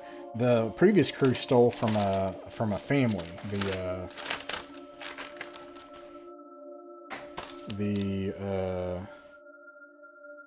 Bennett family, so a separate noble family. Okay, I just want to check in with Bellamy. Bellamy, Yeah. were you feeling that the only that we can do right now is to pull out of this? We're not going to go. We're not going to see the dictator Masterton. No, I feel the opposite. Oh, I feel when I say I think we're committed by coming here, leaving the pad in the hotel, and then this happening. It's like the only thing we can do is rapidly get, see the dictator, use director what's his face to get us in like now, and say like tell him everything, tell him where the pad's at, tell him what the job was, and then use what, and then he can. Plan. Yeah, because that to me is what we're committed to, because the rest of it requires us to do a bunch of stuff that's going to take a lot more explaining than I ever want to do. Right. And a lot more time, because we're way far out. Stealing a grav car. Stealing a grav car, or otherwise having to fast talk our way into the garage. And, we've already tried to fast talk our way here, and we've got it all the way here, so now I feel like we just need to push. Shipley, what were you saying? I was saying, far be it for me to suggest this, but have we considered splitting the party? Yeah. No. That's another option, but it leaves us with less skilled people to do one or the other. Yeah. Jason, what was? I mean, it seemed that you were concerned that there was a bomb on the ship, and that if we didn't meet the timeline of the terrorists or whatever, ship would be blown up. Oh. Could we use that to force their hand? We could say that if Imperial property is destroyed, then it will compromise their ability to get the Imperial business that they want on their planet. God, you're way smarter than me. Who do you say that to? I'm talking to the Imperial Guard. I'm telling him that the Masterton will be furious if they delay anymore. He's going to lose his chance at getting Imperial business. We should leave the line open to Green while we're saying all of this. Yes. All right. Director Green comes on, and he's like, "Oh my God, there's a bomb at the starport. We'll act right away. Thanks for letting us know." And there's also contraband on our ship, okay? Because they said they were going to put the stuff there last night, okay? Yeah, they were trying to blackmail us into doing this. Yeah, maybe the bomb was just a threat, but the contraband is real. So if it's this, tell them that. We've come to report it and hand it over to the proper authorities. Scout's honor.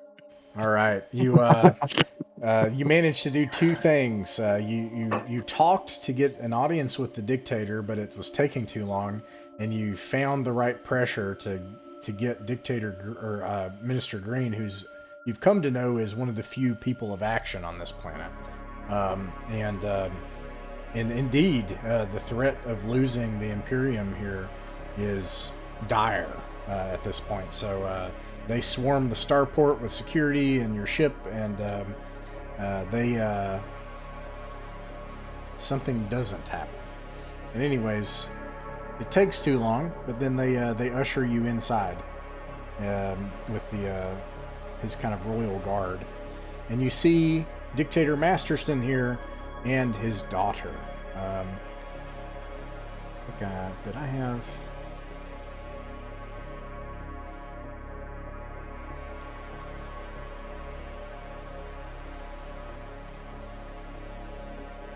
Doesn't quite have violet eyes, so I'm not going to show that. But anyways, you come inside, you see an old man here, and you see a woman in her kind of mid-20s, and he greets you. He says, High and dry. I wish I could see you under better circumstances when we first met. My guard captain informs me that you have some special knowledge about what is happening. Jason, want to speak to him? You're the one with rank. I mean, In the suit. social rank.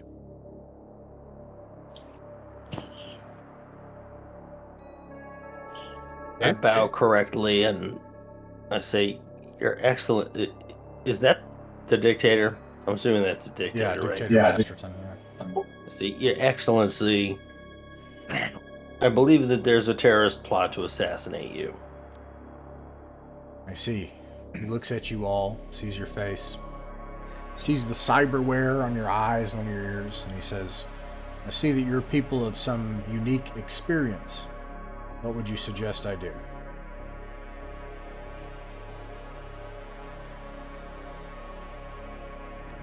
I suggest we just, I'm going to begin. I think we should all lay out exactly what happened and the suspicious timing of this whole shooting was probably set up as cover for the job that we were offered last night, that we accepted for fear of being killed if we didn't accept. And some mysterious Vargar, they gave us this card, all this stuff. I mean, I'm talking about, unless one of my companions stops me, I intend to lay everything out in animated. I don't like any of this. Yeah. This guy tried to leverage us. He's breaking your laws. He's offering. He thinks that we could just be bought, but he also threatened us. Whoever this guy is, he's bad news, and he's engaged in. I encourage you, and I fill in any blanks that you leave. Yeah, multiple criminal schemes, probably off-world as well. He wants us to smuggle goods for him.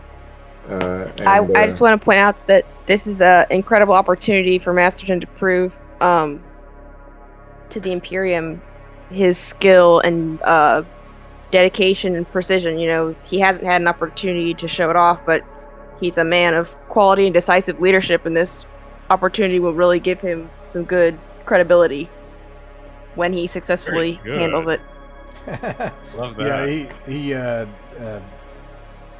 perhaps Dictator Masterton in the many decades of his life here in Walston has taken on a bit of Vargarness to him because he, in response to that, immediately starts snapping at the honor guard captain. He says, "Triple the security, move everything off from where it's at, increase the security at the starport, give me a report on that bomb right away." And then he's like, "Yes, sir," and he moves off, and he tells another, like a non-honor guard person, he's like,